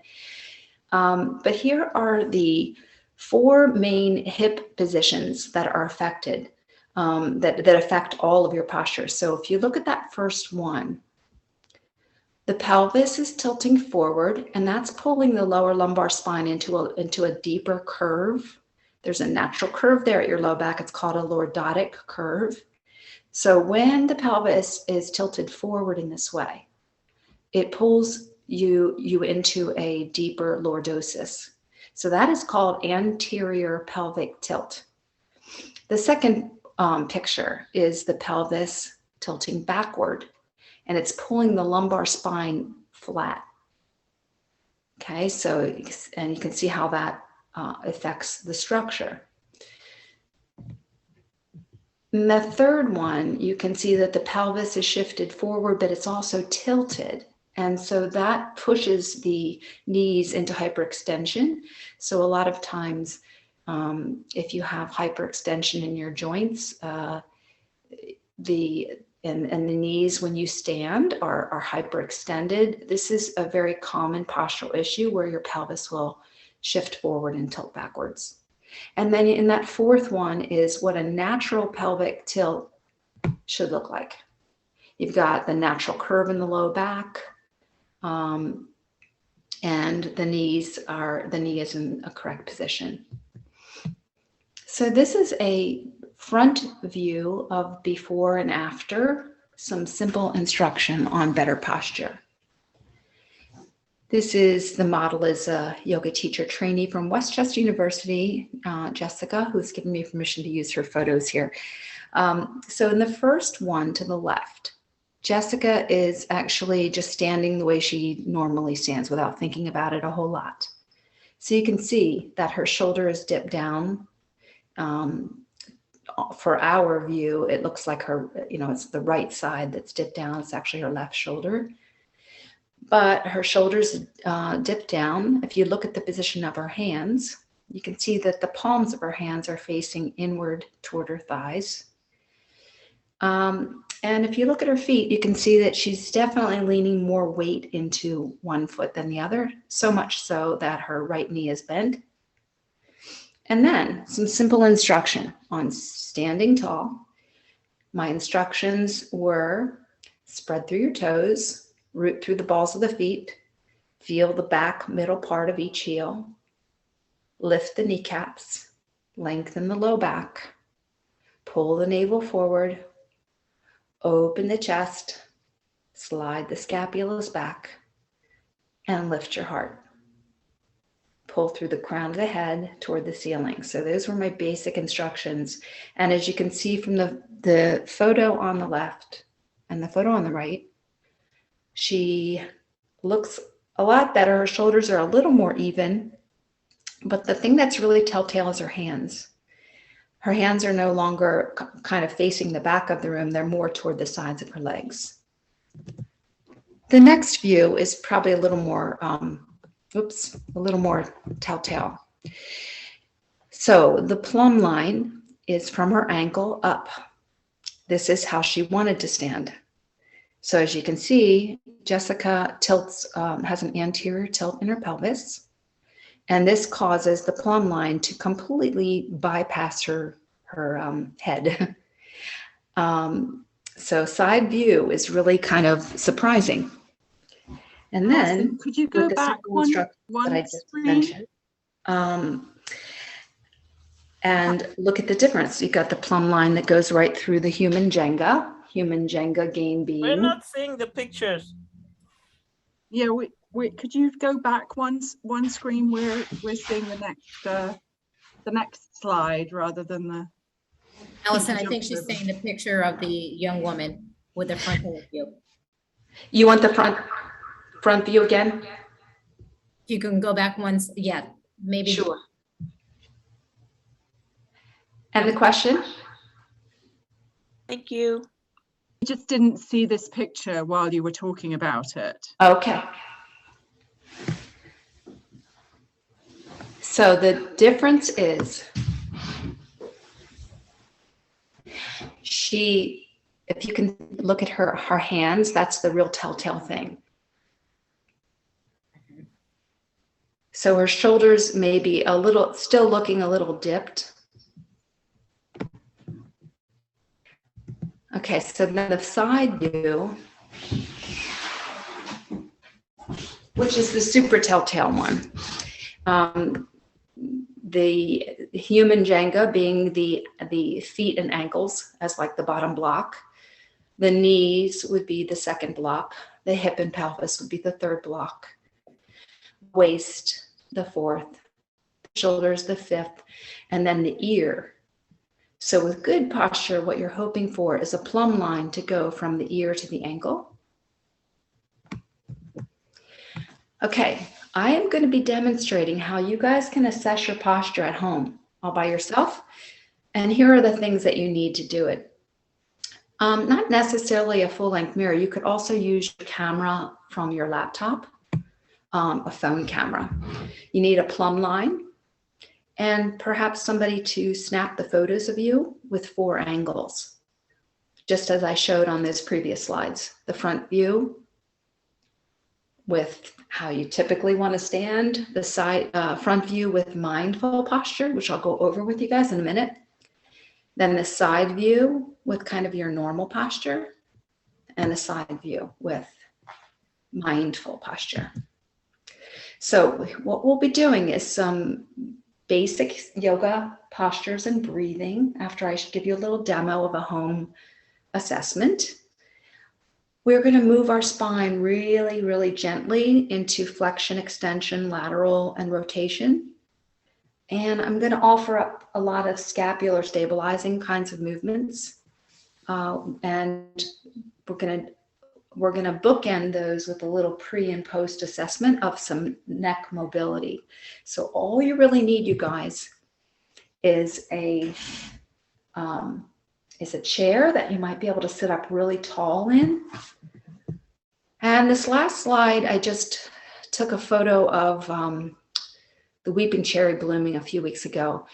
And this whole idea that if we were more rooted with our posture in a way that we could really rise and spread our limbs, that gives us an opportunity to feel healthier and blossom a little bit more. So all my information is on that. If anybody would like to get in touch and has any questions at all, feel free to contact me. Okay. Now, I'm going to invite you guys to go ahead and listen until I'm going to show you this home posture assessment. I have set up a plumb line behind me, and I basically just took a piece of twine, put some red electrical tape on it. I have it hanging down from a thumbtack on top of the doorway. Hanging the plumb line down with something heavy that weights it, allows it to hang straight down. I'm going to show you my posture going through those 4 different frames again, so you can see what I'm talking about here. So I'm going to get behind my plumb line. Pull this a little tiny bit closer. I'm going to get behind my plumb line. And I'm going to show you my posture as I want to stand. This is kind of how I just, without thinking about it, I kind of slump and dump if I'm not really thinking about my posture. So I have functionally flat feet. Okay, so flat-footedness can be an issue with your posture. Some people pronate, meaning they are kind of leaning their weight toward the big toes. I'm a bit of a pronator. Some people supinate, meaning their weight goes to the outer toes. Okay, some people have bowed leg length discrepancy. Some of you probably have scoliosis, a curve that started out as a C in your spine, but ended up, the body tries to fix itself, so it makes an S. Now I have a leg length discrepancy. This leg is about a half an inch, 3/4 of an inch sometimes, long, when I get it checked, longer than this leg. So I have a riser in my shoe for this leg because it helps me, it helps my back to feel more comfortable. But I'm going to show you. Here's my typical way I want to stand. I can feel that it's bad because it's kind of tugging on my neck. So I have what you can see from the leg length discrepancy. It's kind of pushing this side up. You would think that would push my shoulder up, but no, it wants to just dump down. Okay. Now I'm going to talk myself through better posture. I'm going to lift my toes, spread them out like they're yawning, put them back down, pretend like I have arches, lift them up a little, feel some weight in the back of my heels, which I hardly ever feel it when I'm standing how I want to stand. I'm going to lift my kneecaps. I'm going to lengthen my low back. I'm going to pull my heart up and open, and I'm going to feel those scapulas sliding down. Okay, now I know how to do that right off really quickly, so I'm going to show you before, for me, how I'm not thinking about it. All right, after.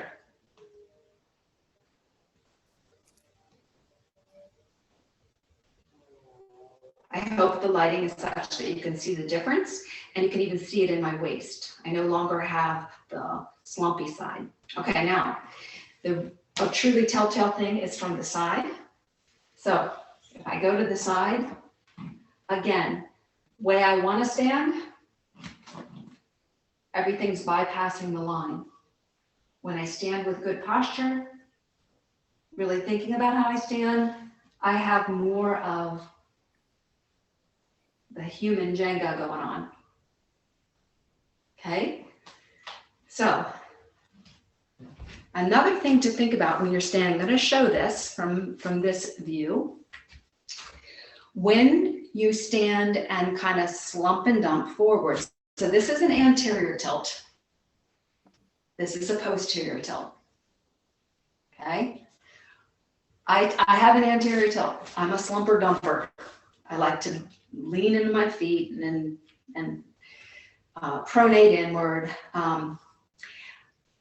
Now, I'm going to invite you to watch at my knees and feet when I really think, because I have some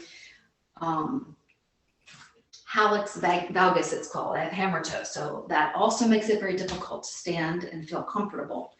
So I'm going to lift my toes, spread them out like they're yawning. Feel free to do this sitting in your chair. Put my toes down, put yours down. Lift imaginary arches. Feel the weight more distributed evenly in the bottoms of the feet. From big toe to pinky toe, all the way back to the center of the heel, like there's a triangle on each foot. Now I'm going to lift my heart, slide my scapulas back. Okay, so you can even see it in knees. When I stand how I want to stand, they're dipping down and in. When I stand how I should stand, they're lifting up because the quadriceps are doing something. Okay, so postural issues can create, and this is very common these days, is a long, weak back line, which in turn makes the front line of the body short and tight. Okay, so what we do in yoga, or just in your functional movement patterns throughout the day, paying more attention to what your feet are doing, because they're the lowest point of the kinetic chain. Having good footwear, orthotics, if you need orthotics to get better connection through the feet, that's a good idea. So really paying attention to the length of the spine as well. That is what allows you to actually have more functional movement patterns. So this is pelvis Costello, okay? And he's a bit of a slumper and dumper. We have these natural curves in our spine. This is a lordotic curve in the cervical spine, and this is a lordotic curve in the lower lumbar spine. Those curves are supposed to be there. So when we do things functionally on a day-to-day basis, over and over and over again, that function will eventually affect our structure. There's an actual law in physical therapy that states that our bodies will eventually mold themselves to exactly what we give them every day. So posture is really, really key. And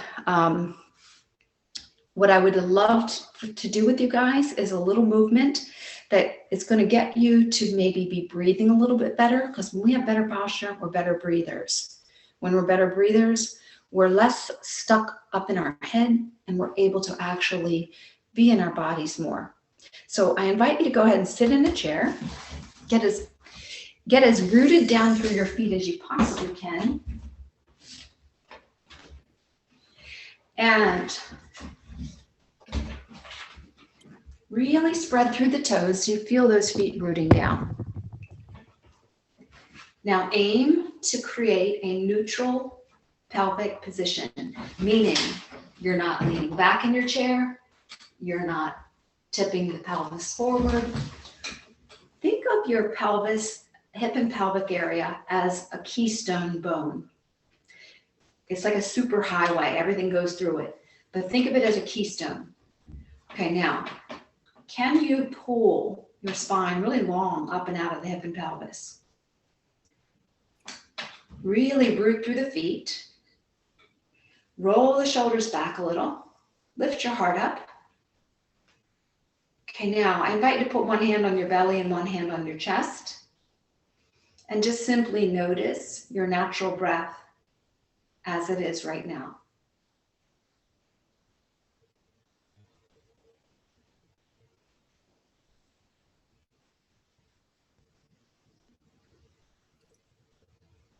Most of the time when we're stuck in our head, our breath is very short and shallow, clavicular breathing. Aim to begin to expand your breath a little bit as if you are taking that in breath from the top hand all the way down to the bottom hand.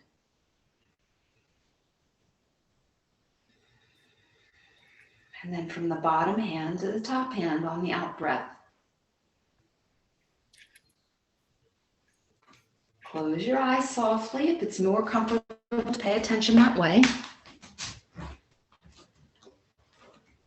And feel your breath moving from top hand to bottom hand. And that is actually what is happening with the diaphragm.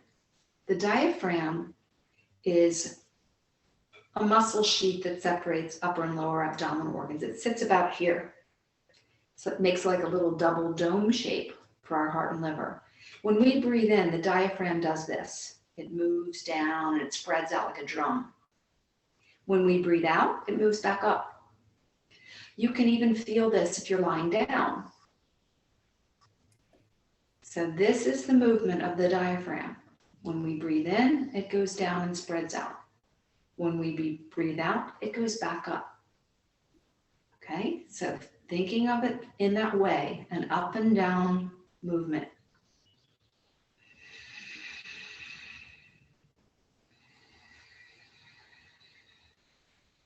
I've got a visual going on here if you need it. Now I'm going to show a visual aid here with a Hoberman sphere. On an inhale, allow your breath to expand outward, downward, backward, upward, in all directions. Exhale, bring it back. Inhale. So now, aiming to feel the breath more as a multi-dimensional force, not just something that's going up and down.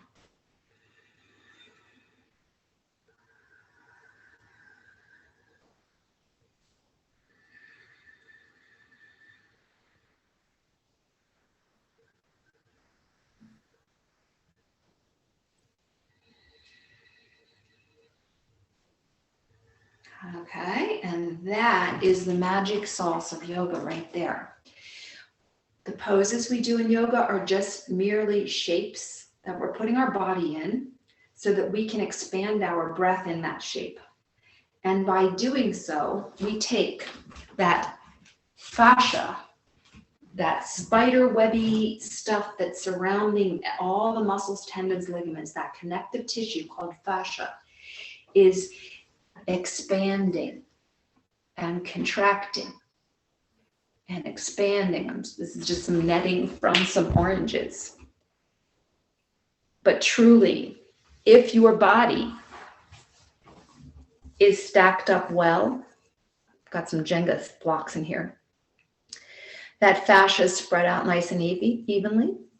But when we have postural abnormalities, that fascia is stretched in one area, but it's contracted in the other and sticky and tight. So inside our bodies, that's happening. That fascia, which is interwoven, is stretching and coming back. Okay, that's why it's so important to have good posture and breathe into the best posture you can create. Okay, so let's bring our hands together and take a little round of palming. Nice and easy. Okay, just rubbing the hands together. This is a little warming activity, again called palming. Okay, Take your hands down to your lap and take a nice long spine position and close your eyes again softly. What does your natural breath feel like in your body?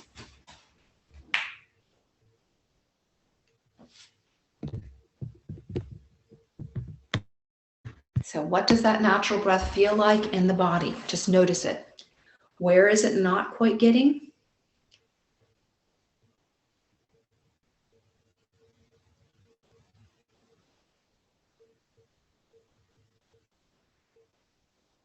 Yes, so that bone pain, anytime the deeper breathing is creating a discomfort, find the place where you can go before you feel any of that discomfort.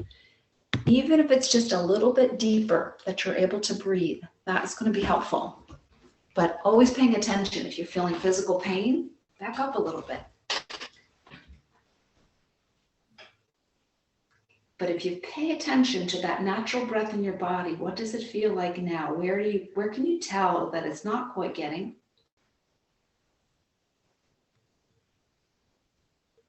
Where is it that you start to feel a little bit of physical pain?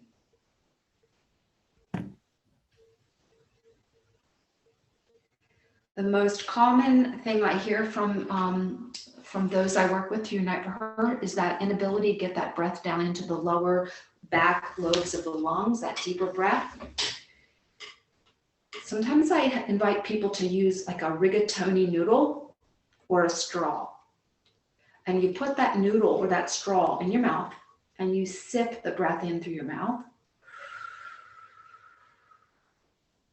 You can even just pretend like you have a straw in your mouth right now and you're sipping that breath in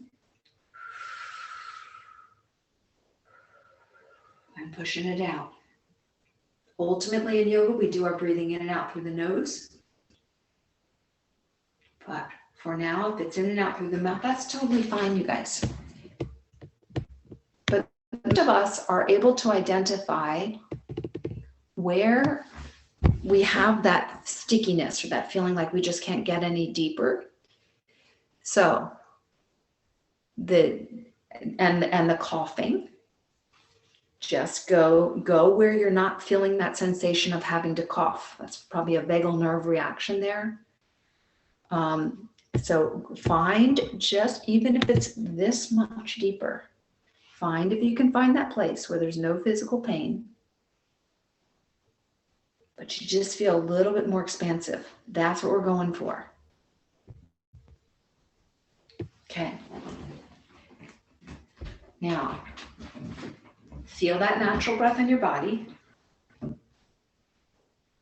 Feel if you can actually start to control it and get it into some places where you weren't quite getting it before. Without any physical pain.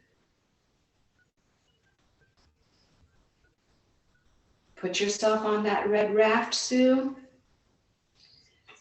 Put yourself in your drawing, you guys. Give yourself safe space to get that breath a little more expanded. All right, now, let's take our hands down in our lap, and I'm going to invite you to turn your head to one side. Don't go to the point of pain. And if your eyes were fixed in place and your nose is a spotlight, where's the spotlight pointed? And what are you able to comfortably look at? Your eyes are fixed in place. Okay, try the other side. How far can you turn your head to that side? If your eyes were fixed in place and your nose is the spotlight, what are you looking at? All right, let's go back to our palming. Now, we're going to add a little more fire to this. So if it feels okay and you can do this without any problems, rub a little more briskly. Root through the feet, lengthen the lower back, drop your sacral spine, that lower fused area like it's an anchor. Inhale, open the arms out into a little bit of a W shape. Exhale, bring the hands back. Let's do that again. Inhale the arms out. Deepest breath you can take. Exhale, bring the hands back. Inhale, take the arms out. Exhale, bring them back. One more. Now hands on your legs, push so you're creating some traction in your lower lumbar spine and tip forward just a teensy bit. Might only be like this, that's okay. Now inhale, open the arms out to wide W again, and exhale, tip forward again, just a little bit. Can you round your back and drop your head a tiny bit? Inhale, open, wide W. Exhale, tip and fold a little. Inhale. Exhale. Make the movement right for you. In yoga, we're not trying to get our body into poses. We're trying to get the pose into our body in the way that it's right for us. So it doesn't have to look a certain way. It needs to feel a certain way. It needs to feel good. It needs to feel doable. Okay, now open it out into your W. Spread your fingers out and press them down to the floor. This is going to stretch some of the fascia in your arms. It'll stretch the carpal tunnel. Now exhale, take a little mini twist to the side. One hand on your opposite knee, other hand back behind you, and twist a little bit. Again, only going to the place where you feel comfortable. It might be tiny little movement. Open, inhale, exhale, twist to the other side. One more time, inhale, open. And exhale, bring the hands back to the center. Let's go back to our palming. Good. Inhale, open, wide W. Exhale, hands on thighs, fold. Create the traction first. Maybe round. Inhale, W. Exhale. Inhale, W. Exhale, twist it to the other side. Eyes straight ahead. Try not to look down. If at all possible, look straight ahead. Inhale back. Now we're going to take a little seesaw movement. Palms up, like you have little anchors dropped from your elbows. Lift your heart. Yeah, breathe in. Now tip to one side like a seesaw, but don't let your cheek lift up. I'm not talking about your facial one either. Get your tushy in that chair, pressing evenly. Good. Inhale back up and tip it to the other side, exhaling. Inhale back up. Good. Exhaling. One more time each side. Inhale back up. Exhaling.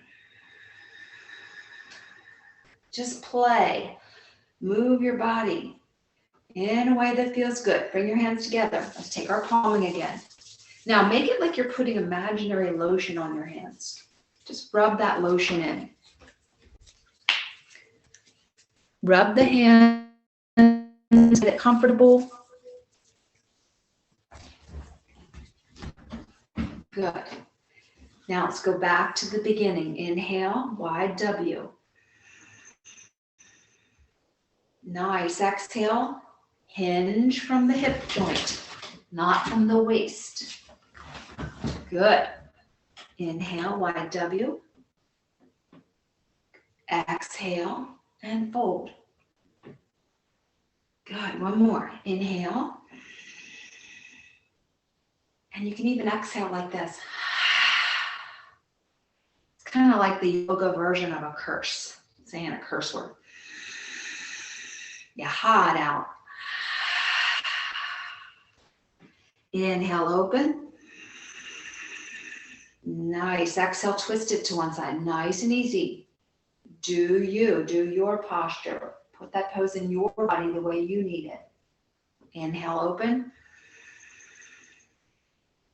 Exhale, take a nice, easy twist to the other side. Inhale, open. And exhale, bring the hands in. Good. Inhale, open. Beautiful. Bend the elbows. You got imaginary anchors hanging from them. Spread your fingers, drop them toward the floor. Root through those feet, lift your heart. Get as much length between the vertebra as possible so those discs are not being compressed at all. Beautiful. Now, tip it like a seesaw to one side, but don't let the opposite cheek lift up. Breathe in. Can you turn your head up comfortably? Try it.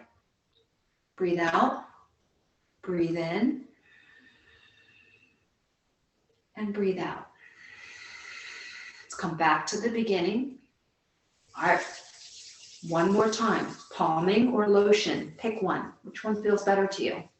Pick it. Okay. And let's do that a little routine one more time through. Inhale, wide W. Exhale, fold a little. Good. Inhale, wide W. Exhale, fold. Nice. Inhale, wide W. Twist it to one side.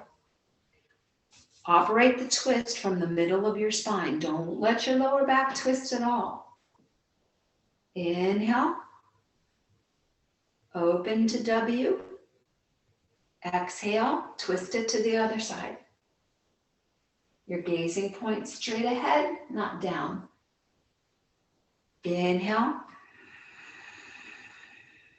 And seesaw it to one side. Exhale.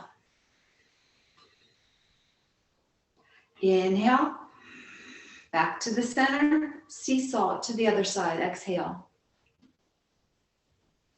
Inhale, back to the center, and exhale, bring your hands to heart center.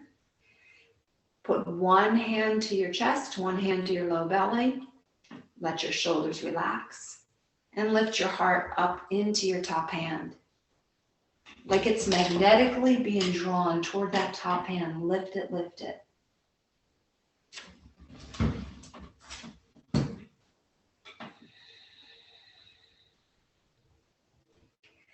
So all the things you guys are dealing with, all that bone pain and muscular pain, headaches, and all the things that medications create, finding a way to keep that fascial system from getting stickier and stickier and tighter, making it harder to move those muscles. What does your natural breath feel like now? Test it out. Hand on your chest, hand on your belly. Are you breathing a little bit better naturally now?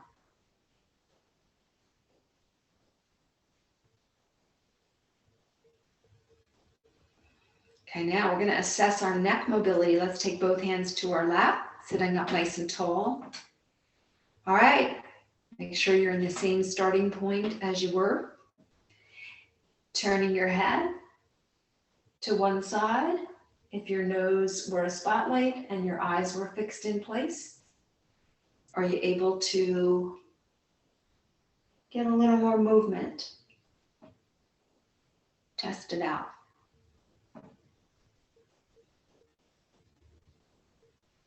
Okay, I invite you to sit up nice and tall. Close your eyes softly and just feel that natural breath flowing in and out of a strong, stable body. We're not sitting in the chair to lean back and slump and dump into it. We are using the chair as something to lift up from. Feel how your neck and shoulders can relax. Feel your heart aiming upward and outward. Feel your hip and pelvis as if they're a nice anchor that's keeping you grounded. And think of those trees that so many of you drew. Deep roots, creating a strong, stable trunk that allows the structure to reach upward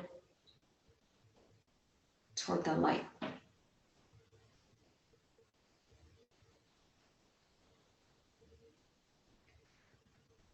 right, let's open our eyes. Take a nice big stretch up. Might only be to here. That's totally fine.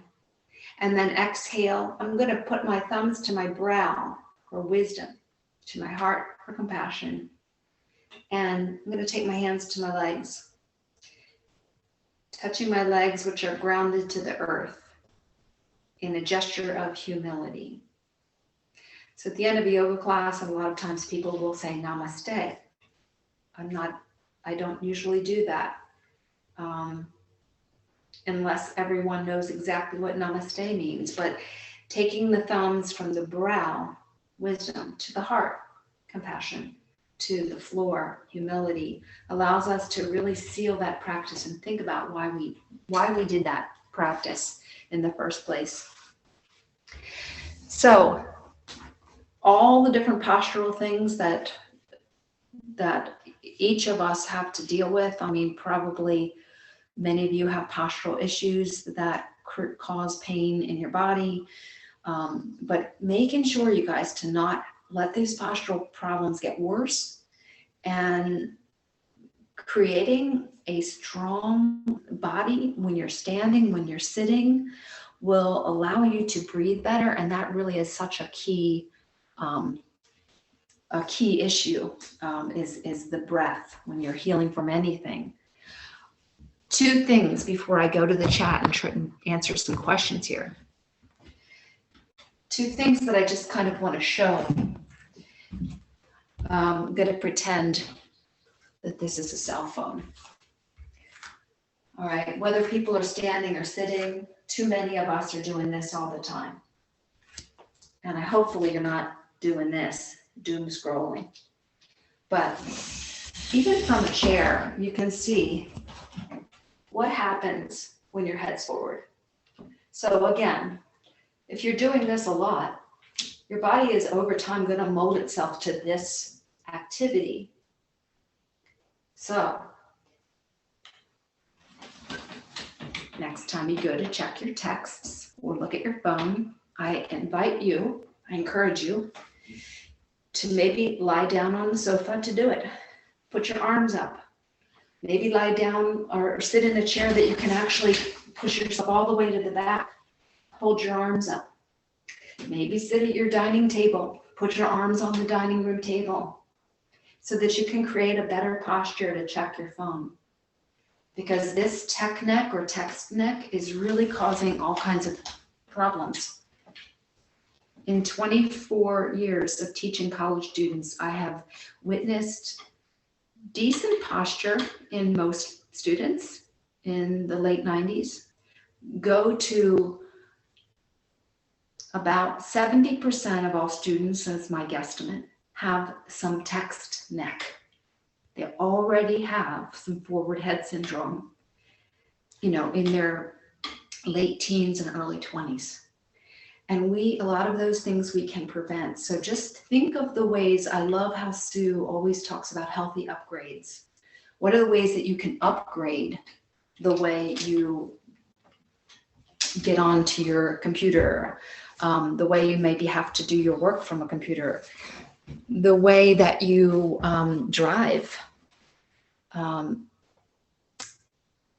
throughout your day. Find ways to do incidental yoga, which can be something as simple as paying attention to your breath in the moment. Check the chat here. And while you're looking at that, Allison, I'm going to put your contact information in the chat because I'm so sorry about my technical difficulties, you guys. Did anybody have any questions? Allison, I'm putting your information in the chat right now. Thank you. And you guys, I am so sorry for my technical problems here today. This was so wonderful. And if you can hear me, Allison, there's plenty of comments in the chat saying how helpful this was. And, someone asked, she lives in the Seattle area, and if we could help someone to locate. But, with our provider list, with yoga and meditation, you could use, anyone on the provider list, because you can do it virtually, just like Allison has demonstrated with us today. So I did want to share that with you. And Allison, if you wanted to remark. Yes, I thoroughly enjoy working privately with people. I never thought I would enjoy Zoom yoga, but it's really quite satisfying to be able to work individually with people this way. So if anybody is interested at all, I'd be so happy to meet with you. I'm really sorry about all my text stuff today. I know the audio stuff is annoying. It's okay. Thank you for having me, everybody. Really appreciate it, Sue and Melissa. You are You're most welcome, Al. Thanks for being here.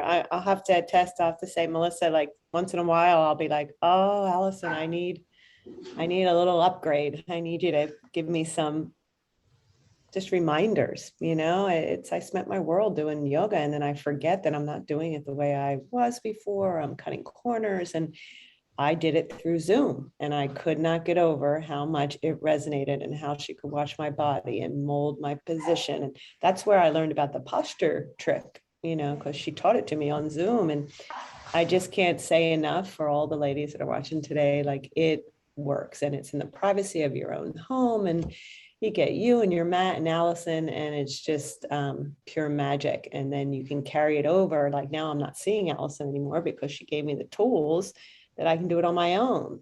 And now I'm like, okay, no matter where I am, I'm utilizing those exercises. Mine was for my pelvic floor, and reminding, like, I should have known that. How come I didn't know that? You know, right? Like, how come I didn't remember all that? But it brings it all back, and it's just so valuable. So thanks, Al, for getting on Zoom and just doing exactly what you always do in person. I just can't get over how much it resonates this way. And if any of you have not used your passport for yoga and doing a private session like this, it's a gift that just keeps giving, you know, and it really works well. So just my little 2 cents on my yoga, because it's a part of my routine. I have yoga, acupuncture, and nutrition tend to be my wheelhouse.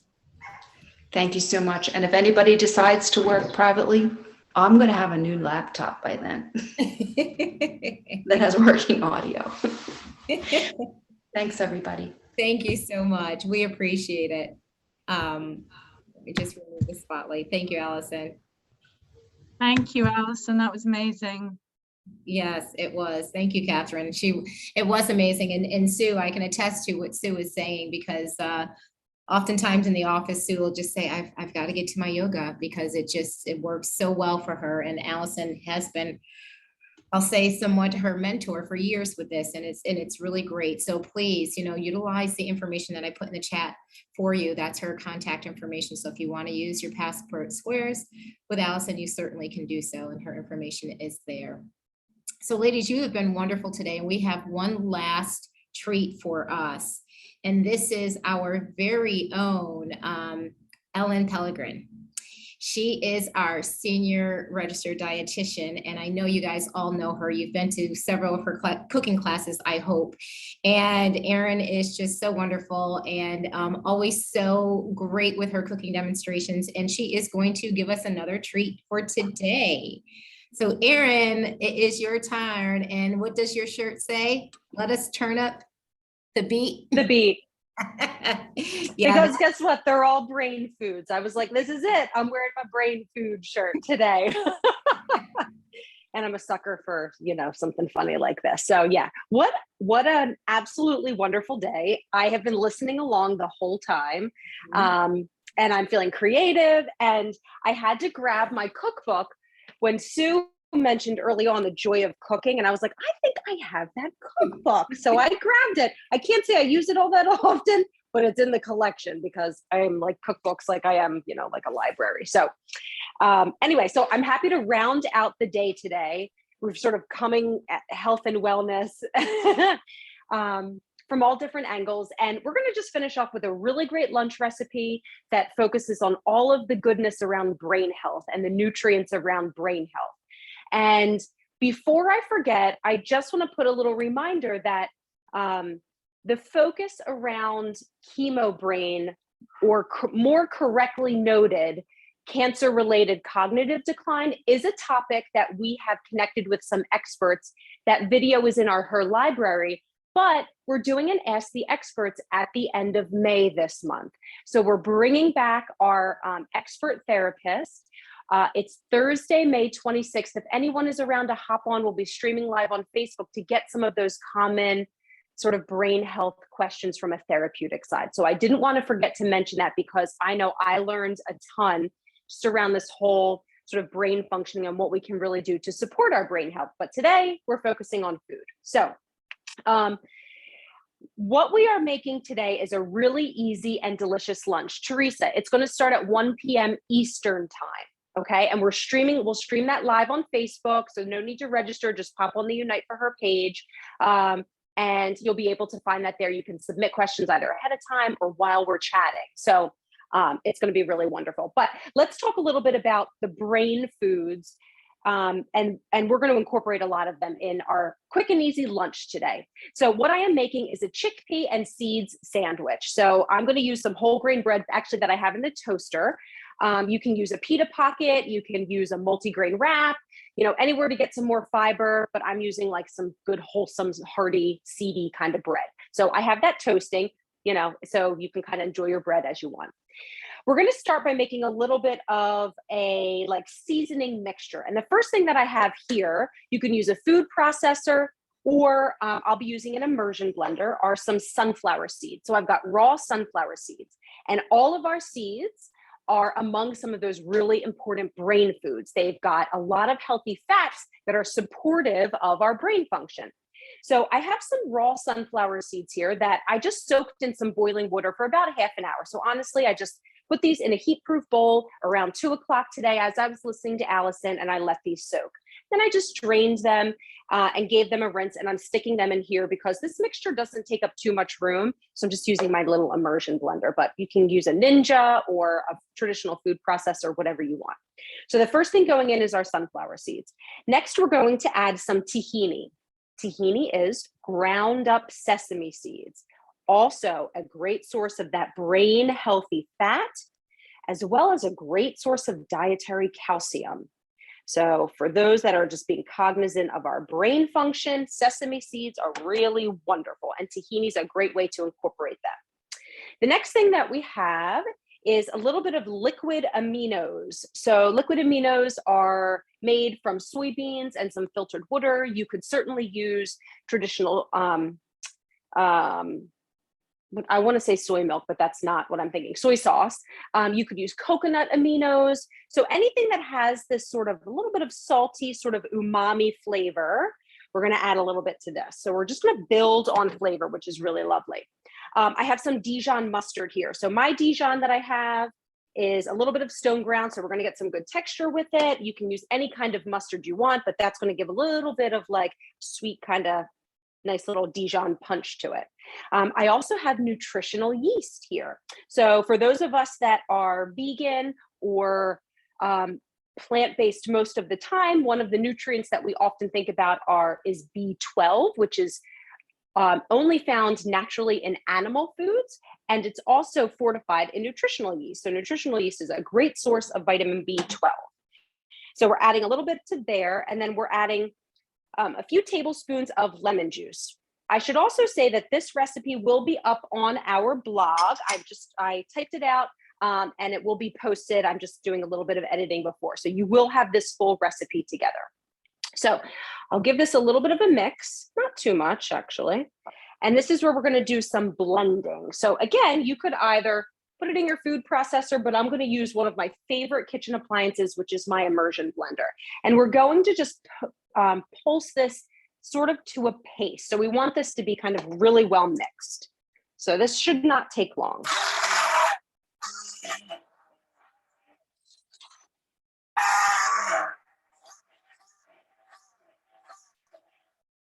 And creating this paste is the reason why we soaked our sunflower seeds, so that they had more fluid and that they sort of create this texture that we're looking for. So once we get everything sort of mixed together, that looks really good. Perfect. We'll take it out. This is also the reason why I love an immersion blender, because you just separate them and then you just have to clean the little bottom part. So this is our little sunflower seed mixture, which is full of flavor, and we'll be adding it to our chickpeas. So now, while I'm cleaning this out, let's talk about some other foods that are really, really important for brain health and some of those brain nutrients. So as I mentioned, seeds and the healthy fats are among the list. We're also looking at leafy greens, hence the reason why I wore my lettuce shirt. So any of your dark leafy greens, really great source of brain nutrients. All of our whole grains, so think hearty, high fiber whole grains. So, you know, quinoa, barley, farro. If anyone hopped on to Michelle's cooking classes for earlier this year, see, this is a really, you can't really see, but it's got a really lovely paste consistency. This is what we're shooting for. She did a fabulous cook series earlier this year, utilizing different types of whole grains. Some of us are intimidated by our whole grains, but there's no need to be. Great source of brain nutrients. We mentioned seeds, beans, and legumes. So what I have here is a can of chickpeas. This is one of those pantry staples that I say definitely stock your pantry with. All different types of beans. They're just super versatile, and this is one way. So I have my potato masher here. I did give these a nice little rinse. If you read the Cancer Fighting Kitchen cookbook, Rebecca Katz gives us that really lovely sort of tip of refreshing our canned beans with a little bit of lemon juice and a little sprinkle of salt and just giving that a mix, and it just kind of brightens them up a little bit. So I did do that also because I do think it really brightens the flavor a little bit. But this is a great way to get in some of those brain foods. And you just want to break this down just a little bit. You don't have to go too crazy. I'll just use my hands. So all of our beans and our lentils.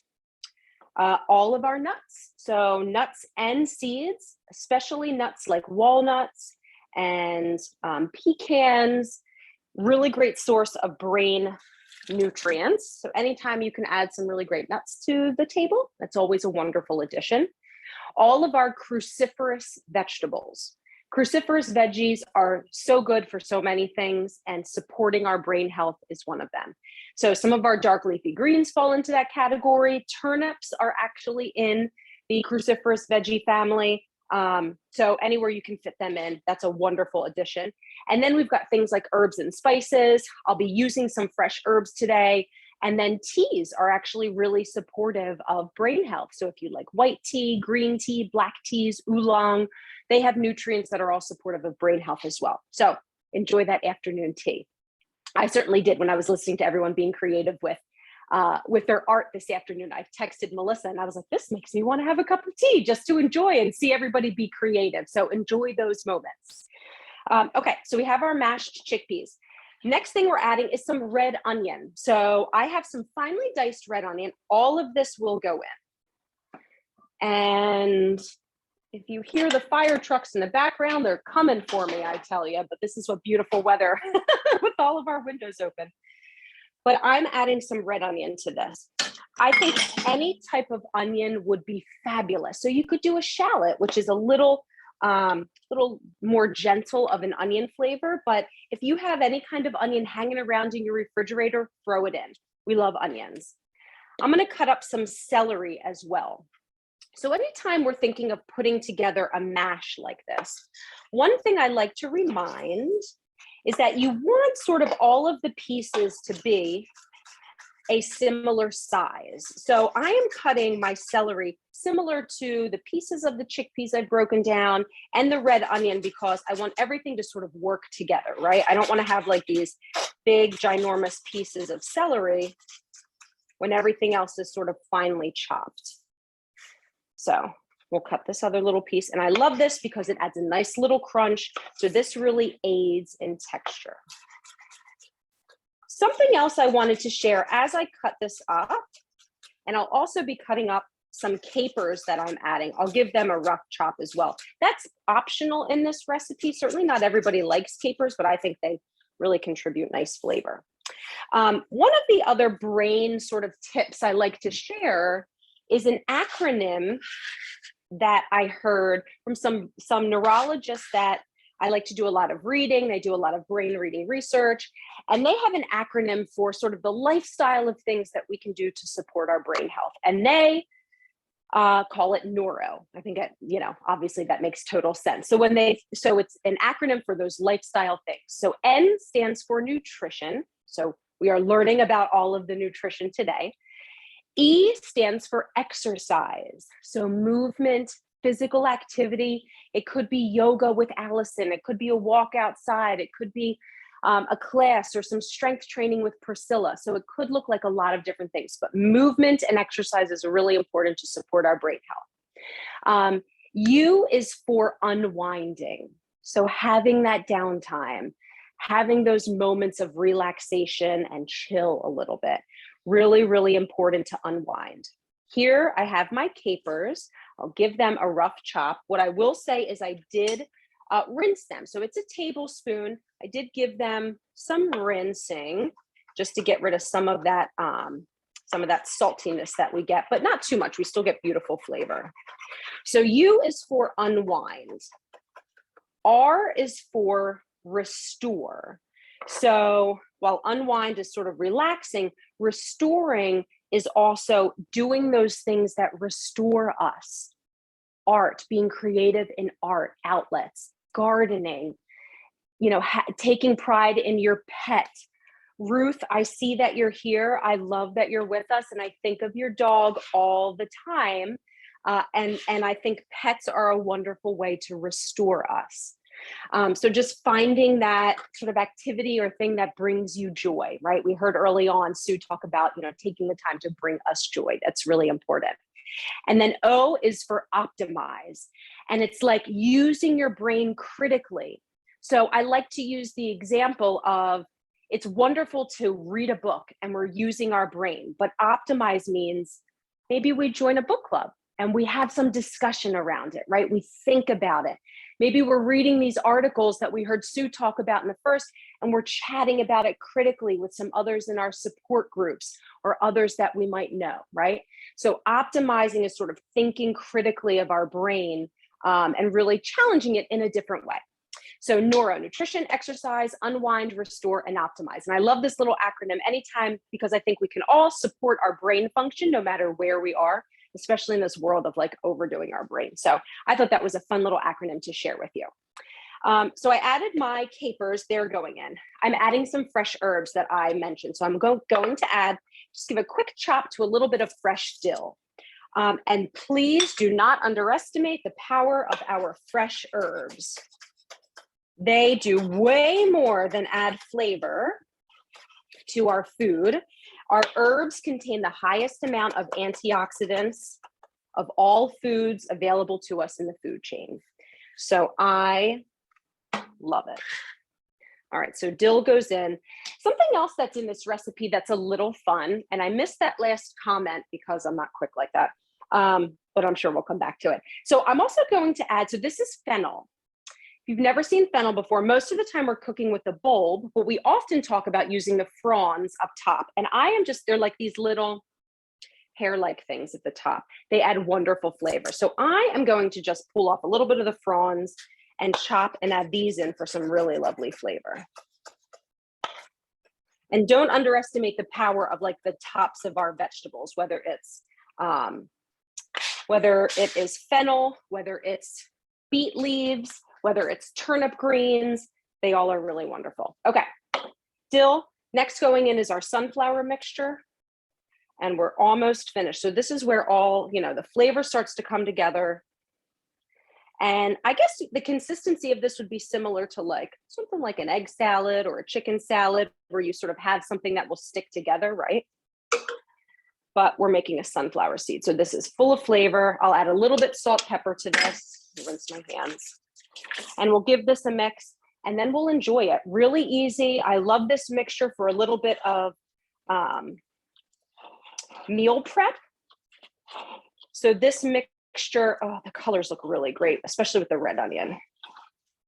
I can see adding some like halved or quartered cherry tomatoes or grape tomatoes, maybe some finely diced Colorful bell pepper, I think, would be really fabulous in this. So really be creative and use what you have in your fridge. So our mixture is complete. This looks great. And let's plate our sandwich and enjoy lunch. So this is where we're also adding some really fun stuff. Oh, my toast is over here. So let me run off screen.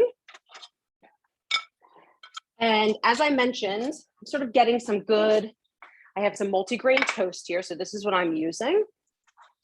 And I'm going to add a little bit of my mixture here.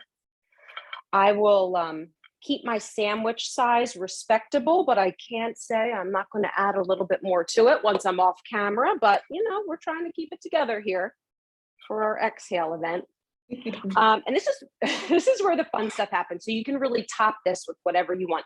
You can be creative. So I've got some greens here.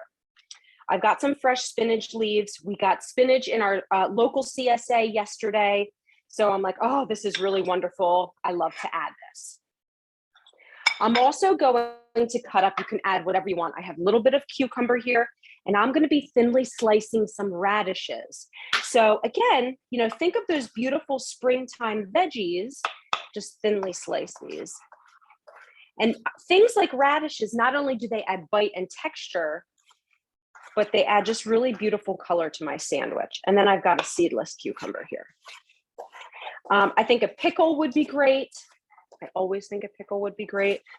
Sliced tomato would obviously be really fabulous. Even if you had like purple cabbage, if you use a leaf of a purple cabbage, now you're adding some crunch to it. So there's a lot that you can do. So I'll just top my sandwich. And then I do want some radish in there.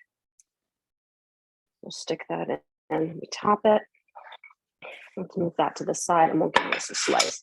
And here we have a super delicious, oh my gosh, really filling, high fiber, filled with brain health, whoops, sandwich that you can enjoy. All right, I'll have this back. Whoops, delicious. There's a little sandwich. So this is just one example of a quick way that you can make something that's really tasty. They're using a lot of things that we have already in our refrigerator, beans that we're using from our pantry, and feel free to be versatile and use what you have in your crisper drawer. So anything that you're seeing here can be substituted for something else you already have. We love using what you have on hand. It's a great way to minimize food waste, but this is really tasty and really hearty. And again, you know, we're doing all the things to support our brain function. So this recipe will be up on our blog very soon. Like I said, just waiting for some final edits before that gets posted. And then, as we always say in our cooking classes, if you make this, let us know how you made it unique and the types of ingredients that you used, and you know, share your food photos because we do love them. So I will be enjoying lunch in a little bit, and hopefully you will too. And I think that's it. Any questions about anything, or Melissa, anything else you want to add? Well, there were some additional comments in the chat that someone used carrots, added some carrots to it, so that's great. Definitely. Putting it on crackers, like those little nut thins, which I absolutely love those. Things like this I eat with right, you could just sit there and have with a cracker and just kind of, oh my gosh, that's a fabulous idea. Yes. So, I mean, it's so versatile. And like you said, you're using things that you probably already have that are convenient for you. So that would be great. I would have put another scoop on top of the cucumbers and the radishes, just, you know, an extra scoop, and hold that bread together. That would have been me. I'm just letting you know. I mean, I can't say I won't do that also, but again, you know, we're keeping it professional here, you know. Yeah, as always, Erin makes some great things. And as she mentioned, this is going to be up on our blog. So if you have any questions about that, that is great. But the important part of this is that she's giving us really quick tips about, you know, our brain food, which is so important for us. So incorporate this how you can, any way that you can. And any other alternatives you could think of adding in, Erin? I mean, literally anything. So even when we're thinking of our fresh herbs, you know, changing up and using what you have on hand, I think even throwing some parsley in there would be really wonderful. If you have some basil, I mean, be creative with your herbs and spices. If you have a favorite dried mix and you want to add a little bit to that sunflower seed mixture to kind of build flavor, you could add spices there as well. So there really is so much that you can do. If you want to have this Garlic. Oh, Terry. I mean, yes, right. I mean, I will never say no to garlic. So throw a little bit of garlic in there too. So yeah, there's so much that you can add, but you know, it's a really creative way to kind of spice up using that sunflower seed mixture that really just is the base of flavor. And then we're kind of adding some freshness to it. So, so it's really great. Yeah, Melissa's just emphasizing the neuro, which is awesome. Yes. I know, I love that. Yeah. And you know, we try to make it something that becomes part of our day. It doesn't have to be something that's like special or takes extra time to think of it, but we're just kind of implementing all of it as we move through our day. And food is just one part of it. Wonderful. And last thing, can you just give that information about the upcoming Facebook? Absolutely. So it is our Ask the Experts. So this happens on the last Thursday of every month. So it is taking place Thursday, May 26th, streaming live on Facebook. So no need to register. There will be an event on our Facebook page if you want a little bit of a reminder, 1 p.m. Eastern time. If you're interested in doing a little bit of pre-work ahead of time, if you go to our Her Library under speaker series and scroll down, you'll see the link for our cancer-related cognitive decline. And that is our speaker series that we did with our occupational therapist from Revital Cancer Rehab, Erica, and she will be back to answer some of those common questions. So certainly you're welcome to submit any questions ahead of time or just hop on live and then you can just put them in the chat on Facebook. But you know, it's something that comes up a lot and she just provided such a wealth of information that I think we'll all learn something, you know, no matter what degree or how it affects our life. It's always, you know, really interesting to learn. Perfect. And I just put that link for our Ask the Experts if you haven't been there. And there's such a wealth of information in Her Library there. You'll see once this gets edited and everything, we will post this actual video of Thrive there today on our Ask the Experts and events page. But so much great information there. So please feel free to visit. Yes. Yep. Yes. Wonderful. So